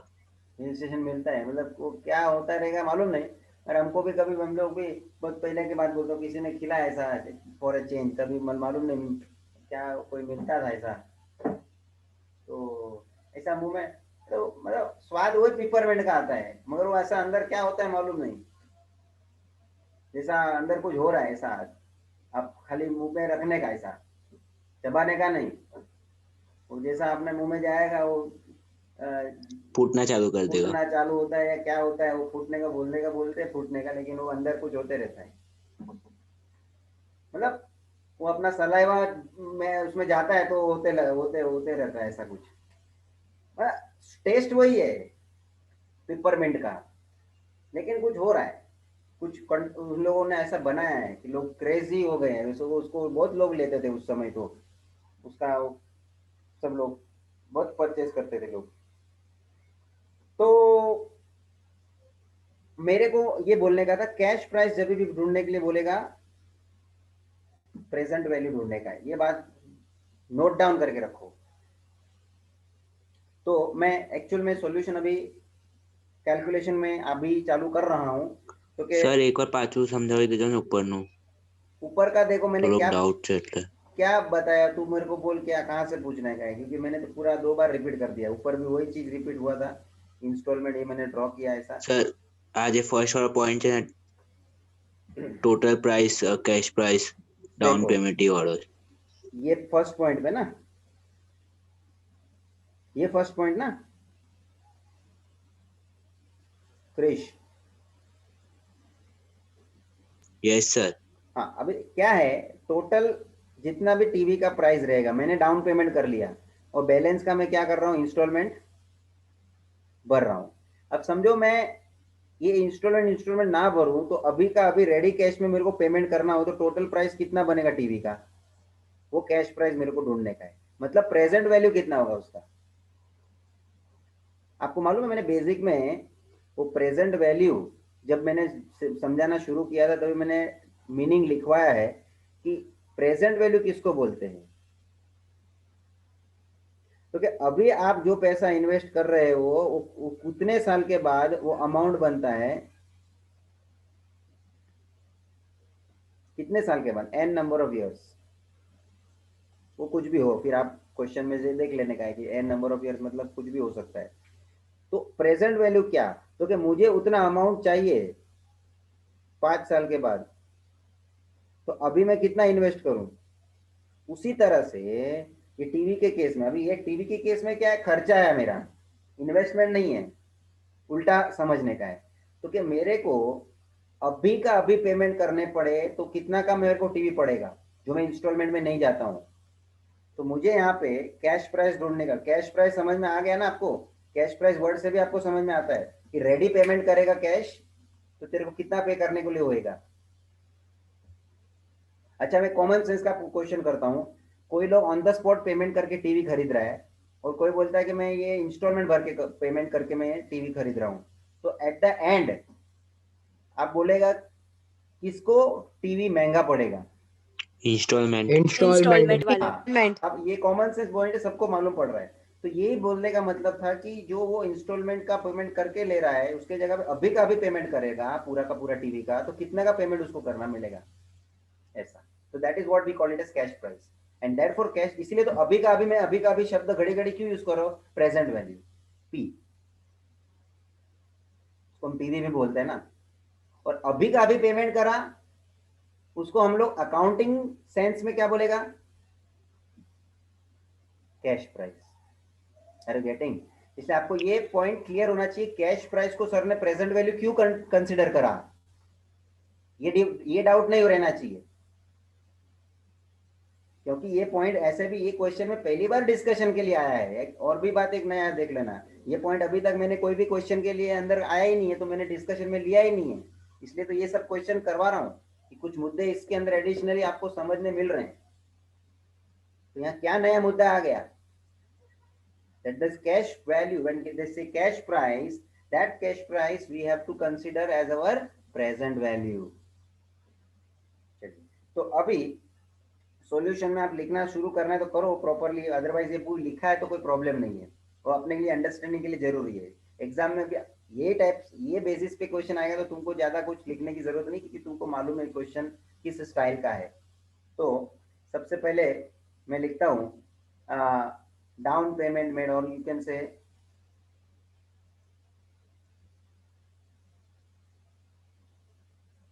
say initial payment made।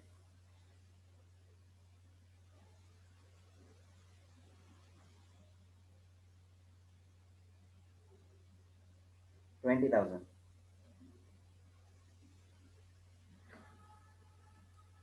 Since we have to find cash price,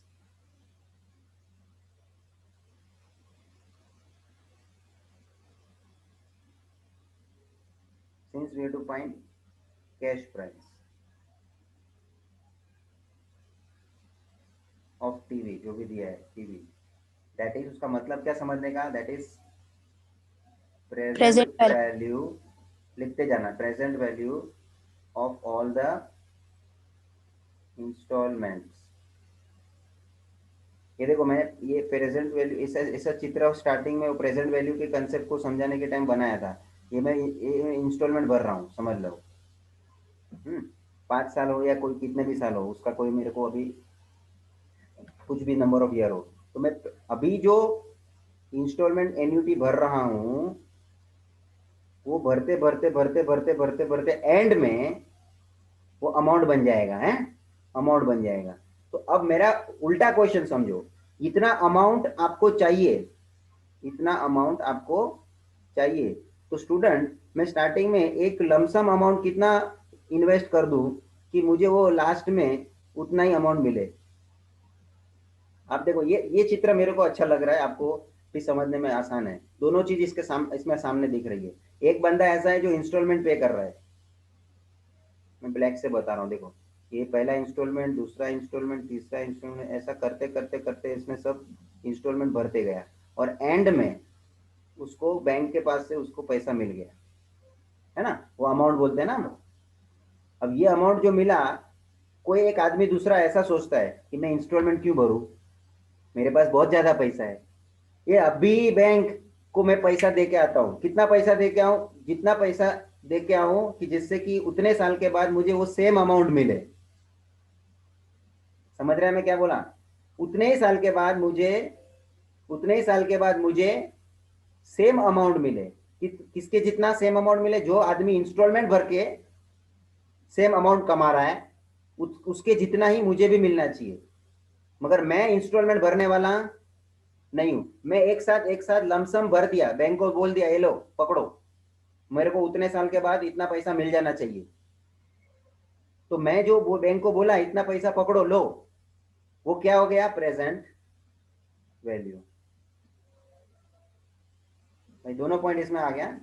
तो अभी भी ये टीवी वाले केस में वही है, कोई आदमी ऐसा टीवी लेने आ रहा है कि जिसके पास पैसा है, वो बोलता है ले पकड़ पूरा का पूरा अभी का अभी टीवी मेरा, और कोई बोलता है नहीं भाई मेरे पास पैसा पूरा है नहीं, मैं तेरे को इंस्टॉलमेंट में भरूंगा।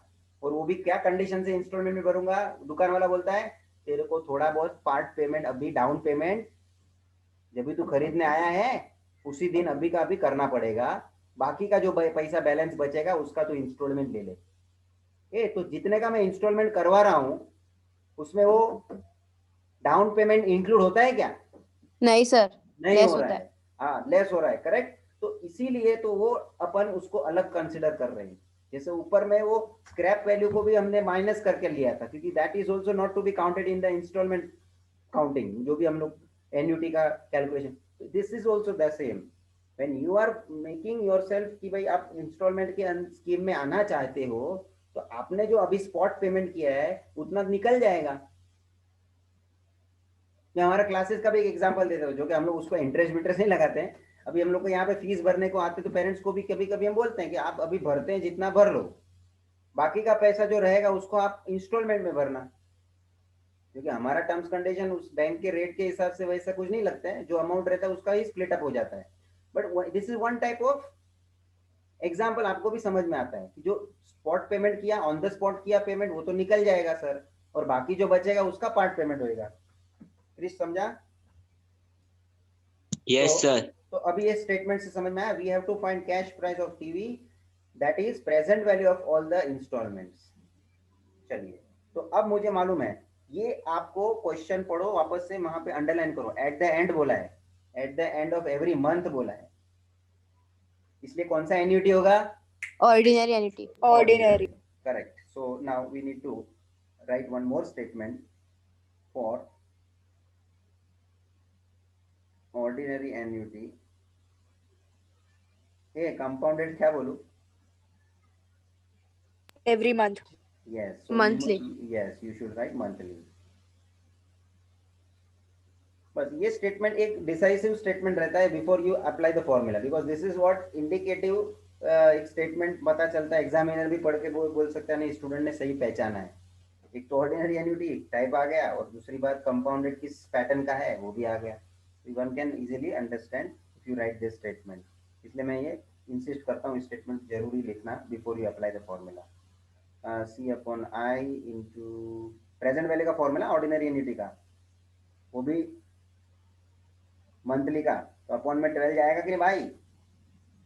Yes sir. चलिए 1 plus again i by 12 raise to 12 n. एक मिनट, अभी मैंने एक बात वो बात देखो, ये कभी भी आप लिखने को भूल जाते तो साइड में ब्रैकेट में भी लिख सकते हैं, आपका प्रेजेंटेशन बिगाड़ने का नहीं, उसको बाजू में लिख के भी ऐसा अपने को अच्छा दिखाने की कोशिश करने का, क्योंकि बराबर लिखा है सब।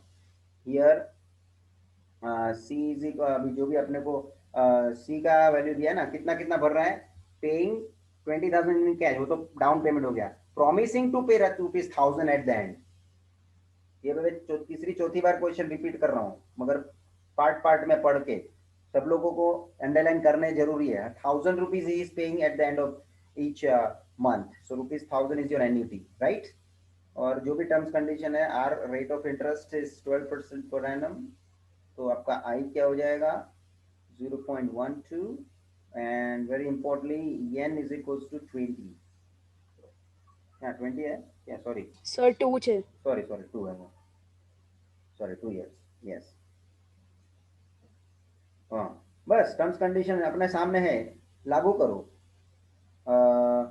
P जो ढूंढना है, C 1000 I by 2 0.12 divided by 2 into 1 minus 1 plus 0.12 divided by 2 Sir, 0.12 divided by 12. 12 और raised to 12n, that is 2, हाँ 12। तो बस अब आपको, अच्छा आपको कुछ उसमें ये वैल्यू दिया है, देखो दिया है क्या ब्रैकेट में टेक्स्ट बुक में? नहीं सर, नहीं दिया। हाँ, तो ठीक है, ये हो जाएगा 0. n माइनस आउट है, हाँ -12n, correct, -12 into 2। Present value के फॉर्मूला में पावर n माइनस है, 0.01, 1 minus 1 plus 0.01 raised to -24। ये तो बहुत बड़ा वैल्यू लेकिन देना चाहिए, इन लोगों ने दिया नहीं है। So P is equals to, this is 1,000,000, नीचे कुछ नहीं रहेगा, 1 नेक्स्ट स्टेप में लिखने की कोई जरूरत नहीं है, 1.01 raised to -24। अब देखो, जैसे तुम लोग को नॉर्मली सब में वैल्यू देते हैं ना, ये भी देंगे। अब मैं तुमको कैलकुलेशन मेरे से बता देता हूँ, अब इधर इन्होंने वैल्यू लिखा नहीं है टेक्स्ट बुक में, मिस प्रिंटिंग मिसिंग है उन लोगों का, तो 1.01 raised to minus 24.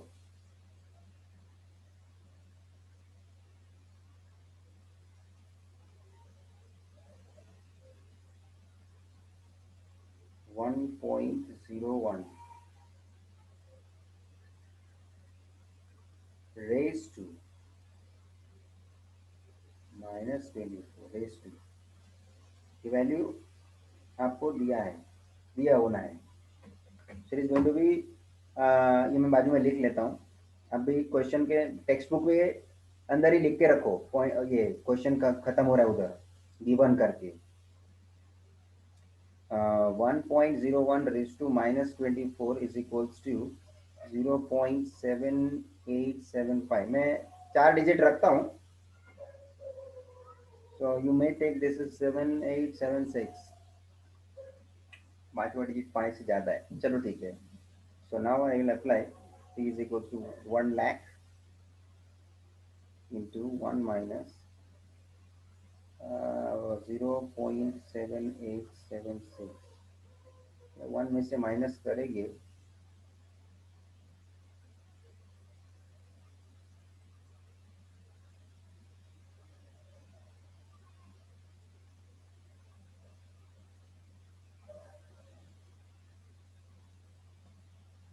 what is that? 1 lakh 0.2124 है ना. 0.2124 और हम फिर उसका पॉइंट निकाल लेंगे. 1 lakh 2124 डिवाइडेड बाई 10,000. ठीक है. फिर 21240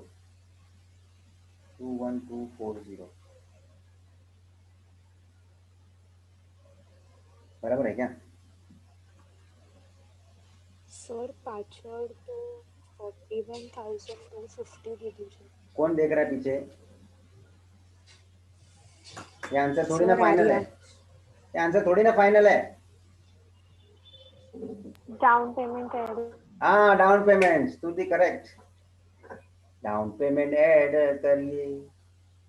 तो ये तो प्रेजेंट वैल्यू मिला भाई. ये प्रेजेंट वैल्यू किसका मिला आर्या?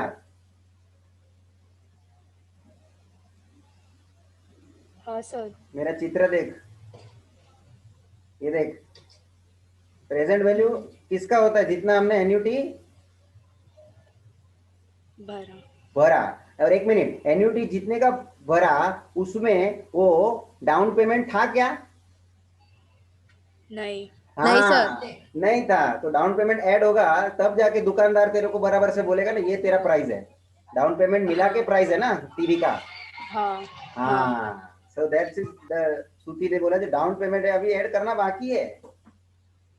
ये जो खाली तुमको प्रेजेंट वैल्यू मिला है वो just for that annuities paid that much, उन लोगों का ही प्रेजेंट वैल्यू है. मगर एन्युटी जो भरा वो बैलेंस का भरा है. बैलेंस शब्द मैंने मेरा पकड़ो ऊपर, मैंने शब्द ये शब्द लिखा है balance. So you have paid the annuities for the balance amount. So whatever the down payment you have made, that already you have made, उसको तो ऐड करना बाकी है. So that you can estimate the proper cost of the TV. So cash price I must say now. तो ये एक तो मिल गया इधर. तो अपने को भी लिखने का है now कैश प्राइस, जो शब्द हम वापर रहे हैं, cash price of the TV is equals to present value of the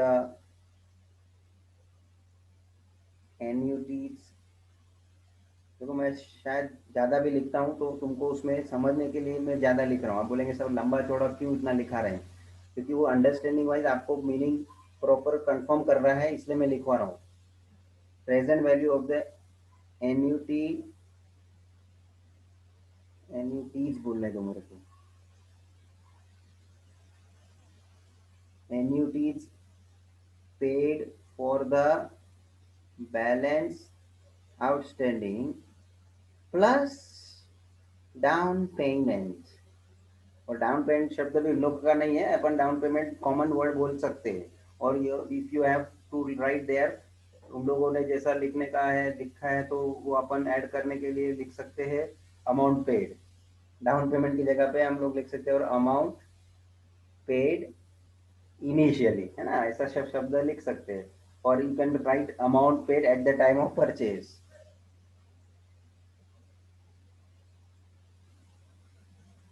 बाकी सीधा शब्द है डाउन पेमेंट। तो देख भाई, प्रेजेंट वैल्यू तूने ढूंढा 21,240 plus down payment you have made 20,000, कितना आ जाएगा? 41,240 रुपीज। खत्म हो गया बात। अब देख भाई पीछे क्या था तेरा आंसर। हाँ सर।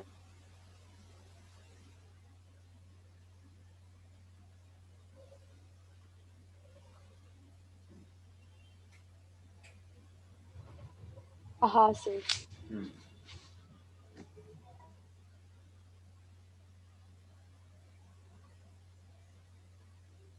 लिख लो बराबर प्लीज। बहुत इंपॉर्टेंट क्वेश्चन में पहले ही मार्किंग किया हूँ। इधर से तुम्हारा कैलकुलेशन देखो, कैलकुलेशन मैंने वापस बोला ना, कैलकुलेशन के लिए तो तुमको वही फॉर्मूला पे आना है।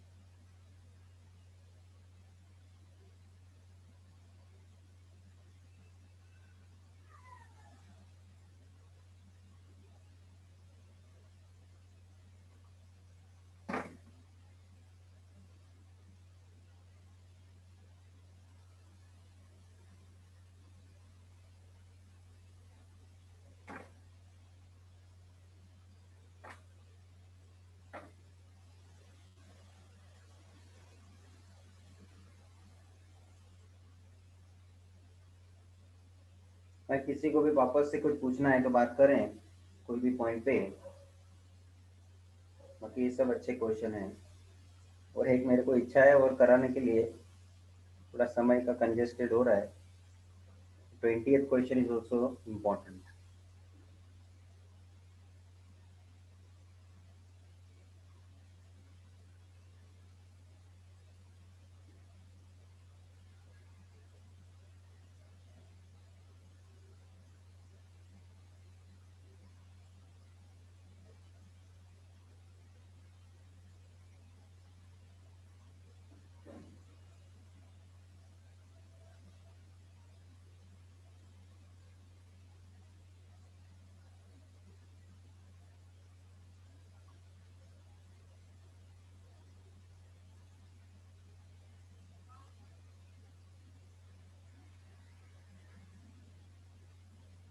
ट्वेंटी क्वेश्चन का मैं एक्सप्लेन करता हूँ, आप लोग घर पे करना। ये हो गया सबका लिख के? हाँ सर। चलो मैं ही पढ़ रहा हूँ, जरा सब लोग ध्यान देना, सबने टेक्स्ट बुक रखना। A man borrowed some money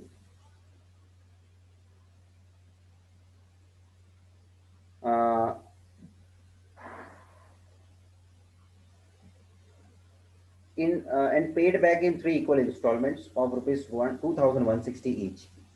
अब आप मुझे बताएं, वो आदमी ने लोन लिया,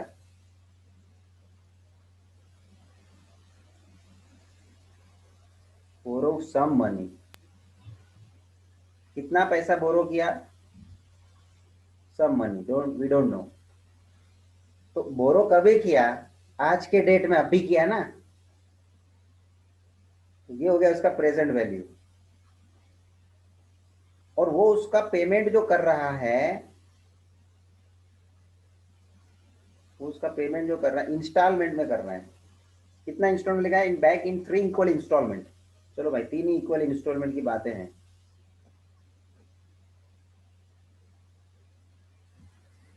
मतलब यह मुझे ऐसा दिखाने दो, पहला इंस्टॉलमेंट, दूसरा इंस्टॉलमेंट, तीसरा इंस्टॉलमेंट। और वो भी कैसे भर रहा है, वो 3 इक्वल इंस्टॉलमेंट ऑफ 2160।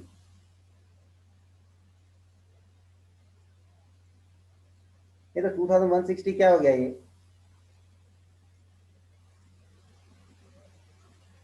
एन्युटी हो गया ना। अच्छा, अभी एक और कॉमन सेंस का क्वेश्चन पूछता हूं मैं। ये 2160 इंस्टॉलमेंट जो भरा जा रहा है, क्या उसके अंदर इंटरेस्ट इंक्लूड होता है?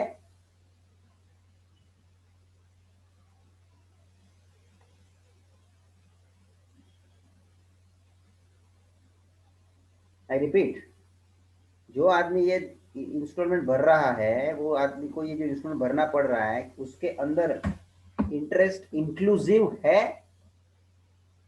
या नहीं? है। करेक्ट। आप एन्युटी का कैलकुलेशन करते हो, कोई कोई क्वेश्चन में देखो ना, आपने सी ढूंढा है, तो सी मतलब इंस्टॉलमेंट वैसा होता है कि जिसके अंदर इंटरेस्ट आपके पास से वो वसूल करते हैं। मैंने वो एग्जांपल ये अभी टीवी का एग्जांपल, मोबाइल वाला एग्जांपल नहीं बोला, 0% इंटरेस्ट पे लोग दे रहे, मतलब 0% तो वो एक स्कीम के हिसाब से ऐसा उन लोगों ने नया अट्रैक्शन किया, लेकिन पहले के टाइम में वो 0% नहीं होता था, 2%, 5% ऐसा कम होता, नॉमिनल होता था कि आप बैंक से उधार पे लोगे तो आपको बैंक इंटरेस्ट ज्यादा वसूल करेगा आपसे वो, लेकिन आप दुकान से डायरेक्टली ले रहे, दुकान वाला आपसे इंटरेस्ट ले रहा है लेकिन वो कम ले रहा है, तो लोग क्या करते थे, फिर इंस्टॉलमेंट लेना पसंद करते डायरेक्टली दुकान वाले के पास से।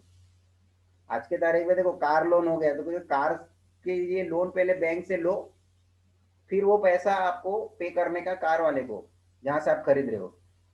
अभी इन लोगों का क्या धंधा शुरू हो गया, वो कार वाली कंपनी वही खुद तेरे को लोन प्रोवाइड करेगी। आ भैया तू मेरे पास से परचेस करके लेके जा। वो बजाज, आपने सुना होगा बजाज का नाम, बजाज मोटर्स है, ये बजाज का सब कार, ये सब 2 व्हीलर्स निकलते हैं ना, तो बजाज वाले ने बजाज फाइनेंस का कंपनी शुरू किया। तो बजाज फाइनेंस क्या करता है, उन लोगों को फाइनेंस सामने से बोलता है, लो तुमको गाड़ी भी चाहिए, पैसा नहीं है, आओ मैं तुमको देता हूँ, पैसा भी वही देगा, बोलेगा लोन देता हूँ मैं तुमको, तुम लोन ले लो हमारे से, और हम हमारे कंपनी से ये परचेस भी आपको करना है कर लो।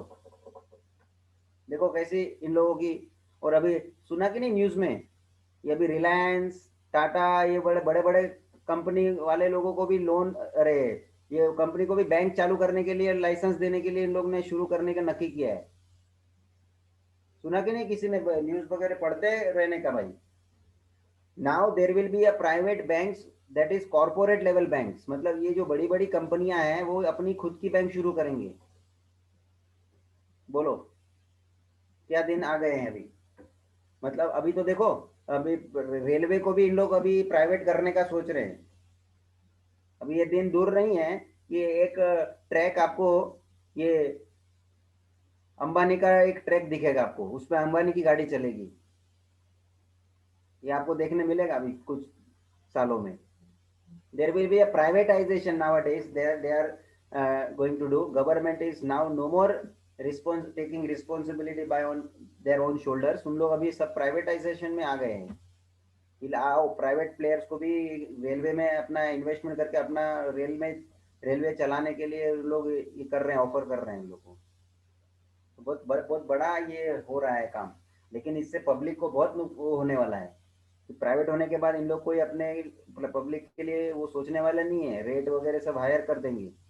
जैसे इलेक्ट्रिसिटी का हो गया, पहले इलेक्ट्रिसिटी गवर्नमेंट के हाथों में थी तो गवर्नमेंट प्रोवाइड करती थी, अभी देखो रिलायंस, अदानी के हाथ में चला गया, तो प्राइवेट के हाथों में जाने के कारण वो फिर पब्लिक को लोग फिर वो एक्सप्लॉइट करते हैं। खैर अभी ये सब चीज चल रही है, गवर्नमेंट को अपने अपने लेवल पे ये नहीं करनी है, जवाबदारी नहीं लेनी है, दूसरों को प्राइवेट को दे देना है।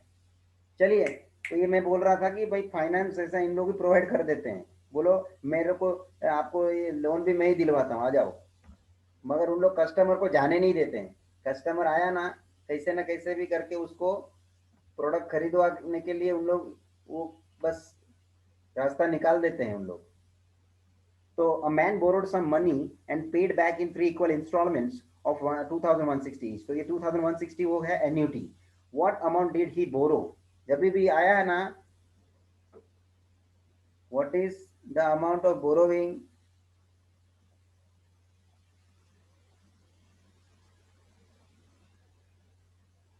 या amount borrowed? इसका मतलब है क्या ढूंढने का है तेरे को? Present value. Present value, correct. देखो आगे का भी क्वेश्चन में, ये टीवी वाले क्वेश्चन में प्रेजेंट वैल्यू का मीनिंग हमने निकाला उस तरह से कि जिसके अंदर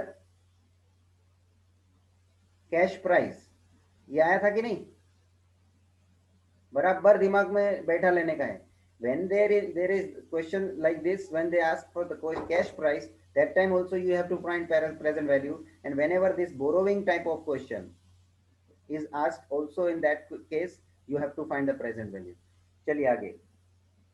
if the rate of interest is 20%, ये सब अपने को टर्म्स कंडीशन दिया है। रेट ऑफ 20%, आई मतलब 0.2, ये सब आजू बाजू का जानकारी दिया है। ये 3 इक्वल इंस्टॉलमेंट, ये पूरे क्वेश्चन में ये 3 इक्वल इंस्टॉलमेंट बोला। ईयर, नंबर ऑफ ईयर कितना है बोला है क्या?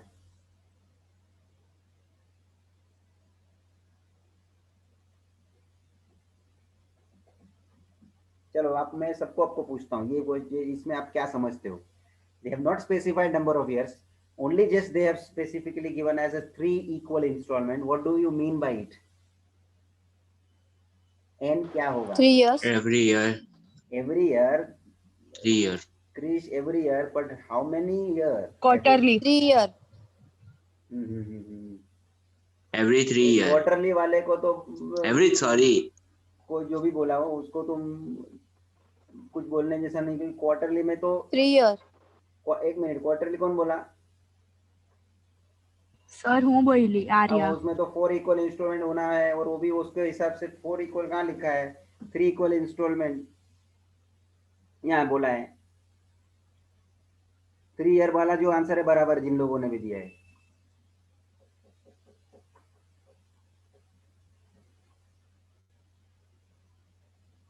और एक क्वेश्चन, शायद एक क्वेश्चन आया था, मेरे तो दिमाग में ऐसा आ रहा है, नंबर ऑफ ईयर नहीं बोला था उसमें, तो number of year n is equals to, उसमें हमने n इज इक्वल 1 लिया था, या किसी को मालूम हो तो बोल सकते हैं आया था या? मेरे को तो याद आ रहा है, एक्सरसाइज के टाइम की बात कर रहा हूँ। There is no specifically given as a information about n, so number of years nothing is provided, you have taken as 1। देख लेना, जरा रेफर कर लेना। अच्छा, पूछा क्या है? If the rate of interest is 20% per annum compounded annually, what amount did he borrow? What amount did he borrow? मतलब प्रेजेंट वर्क पूछा, प्रेजेंट वैल्यू पूछा है। एंड ऑल्सो फाइंड, ये पहला आपको पूछा, and also find the total interest charge. हाँ, ये इंपॉर्टेंट है। प्रेजेंट वैल्यू ढूंढने के लिए तो फॉर्मूला है, आप ढूंढ लोगे, but what is the next question they are asking? What is the interest charge, total interest charge. मतलब आप समझ रहे ना, ये टोटल, अभी इसने पहला इंस्टॉलमेंट भरा, दूसरा इंस्टॉलमेंट, तीसरा इंस्टॉलमेंट भरा, तो जो इंटरेस्ट चार्ज हुआ है, तो आपका यहाँ अमाउंट क्या बैठा at the end of 3rd year? वो अमाउंट दैट इज 3 साल का, मैं लिख लेता हूँ, total interest of 3 years is equals to interest total charge, मतलब क्या बोलने का? इंटरेस्ट फॉर 3 years, टोटल बोलने का मतलब 3 साल का इंटरेस्ट, तो क्या हो जाएगा? That is going to be total amount of annuity for 3 years paid minus, अब उसका प्रेजेंट वैल्यू कितना आ गया? वो तो आपने पहले ढूंढा होगा प्रेजेंट वैल्यू, है ना, वो आपका आंसर आया होगा, वो माइनस कर देने का। तो अमाउंट इधर है, ये देख, वो तू तीन इंस्टॉलमेंट को तू ऐड कर देगा ना, तो तेरा अमाउंट है। ये मालूम है, मेरा पहला लेक्चर में मैंने वो अलग अलग कैलकुलेशन किया था कंपाउंड इंटरेस्ट का, याद कर रहा हूँ क्या मैं? मजा आएगा थोड़ा देखने के लिए तुमको।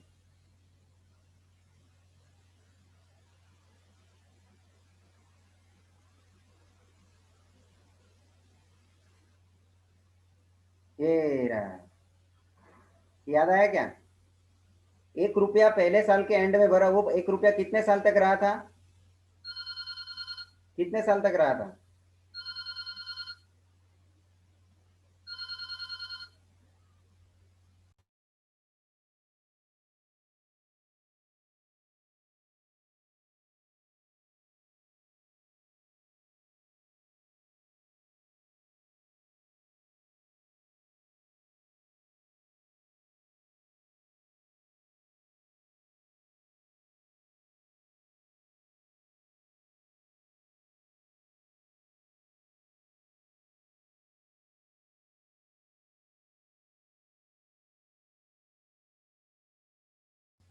ये याद आया क्या सबको? ये तो पहला 1 रुपया जो 1 साल के एंड में भरा, वो कितने साल तक रहेगा? 3 साल तक। फिर दूसरा 1 रुपया दूसरे साल के एंड में भरा, वो कितने साल तक रहेगा? 2 साल के तक। तो तीसरा 1 रुपया भरा, वो कितने साल तक रहा? 1 साल के लिए, तो उसके लिए 1 साल के लिए इंटरेस्ट लगेगा। और चौथा साल के एंड में 1 रुपया भरा, उसमें कोई इंटरेस्ट नहीं लगेगा, नो इंटरेस्ट। याद आया क्या?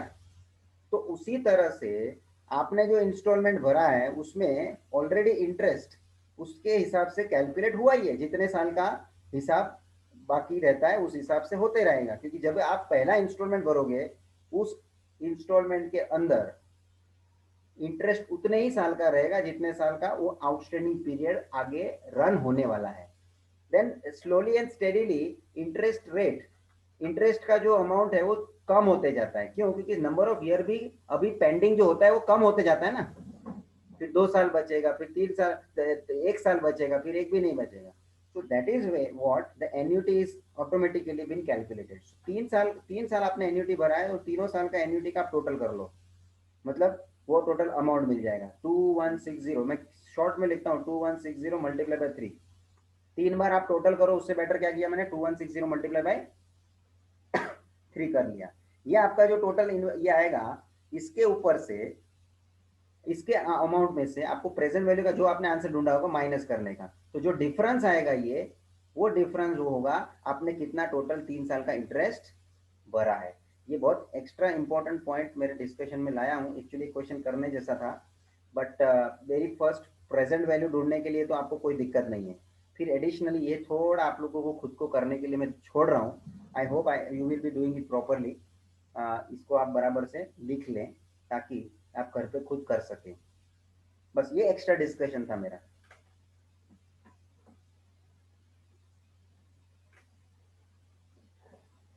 मगर बहुत अच्छा क्वेश्चन हैं। अब इसके अलावा और तो कुछ ज़्यादा क्वेश्चन है नहीं, जो भी बाकी के क्वेश्चन वो मोर और लेस सिमिलर टाइप के हैं जो एक्सरसाइज में हमने किए हैं। आई रेफर्ड इट। खाली ये क्वेश्चन को ही आप बराबर एडिशनली देना। और मैं तो बोलूँ आपको, एक्सरसाइज में जो रिपीट टाइप के क्वेश्चन हुआ है ना, उसको गोले मार दो। मतलब जो एक टाइप का क्वेश्चन है वही टाइप का मार्किंग करके रखो। रिपीट हो रहा है, आपने को रिपीट वाले का टच नहीं करने का है। जो नहीं है एक्स्ट्रा ऑर्डिनरी क्वेश्चन, इसके अंदर जो दिख रहा है मिसलेनियस में, उस पर जंप करने का। वेराइटी है वो अपन देखेंगे ना, सेम टाइप के क्वेश्चन को मतलब नहीं है, इसलिए मैं बोल रहा हूँ। और लास्ट बात, मैं नेक्स्ट लेक्चर में मैथ्स 1 एप्लीकेशन और डेरिवेटिव शुरू करूंगा। मैं अभी फिलहाल जो रेगुलर इवनिंग टाइम है वैसे ही रख रहा हूँ। I am not changing. Additionally मैं बाद में, ये हफ्ते के बाद में एक्स्ट्रा चालू करूंगा। बट नेक्स्ट लेक्चर में मैं नया चैप्टर एप्लीकेशन ऑफ डेरिवेटिव शुरू कर दूंगा। इससे कोई एब्सेंट नहीं रहे, ये खास रिक्वेस्ट है। ये सबने लिख लिया कि नहीं? तो मैं की मीटिंग में अब कंक्लूड करता हूं मैं आज का लेक्चर। ये 20th क्वेश्चन जो इम्पोर्टेंट है। तो बोरो सम मनी बोरोड, इसके लिए भी पॉइंट करने के लिए प्रेजेंट वैल्यू होता है। और कैश प्राइस, कोई भी एसेट का या कोई भी टीवी वगैरह दिया है तो भी प्रेजेंट वैल्यू होता है।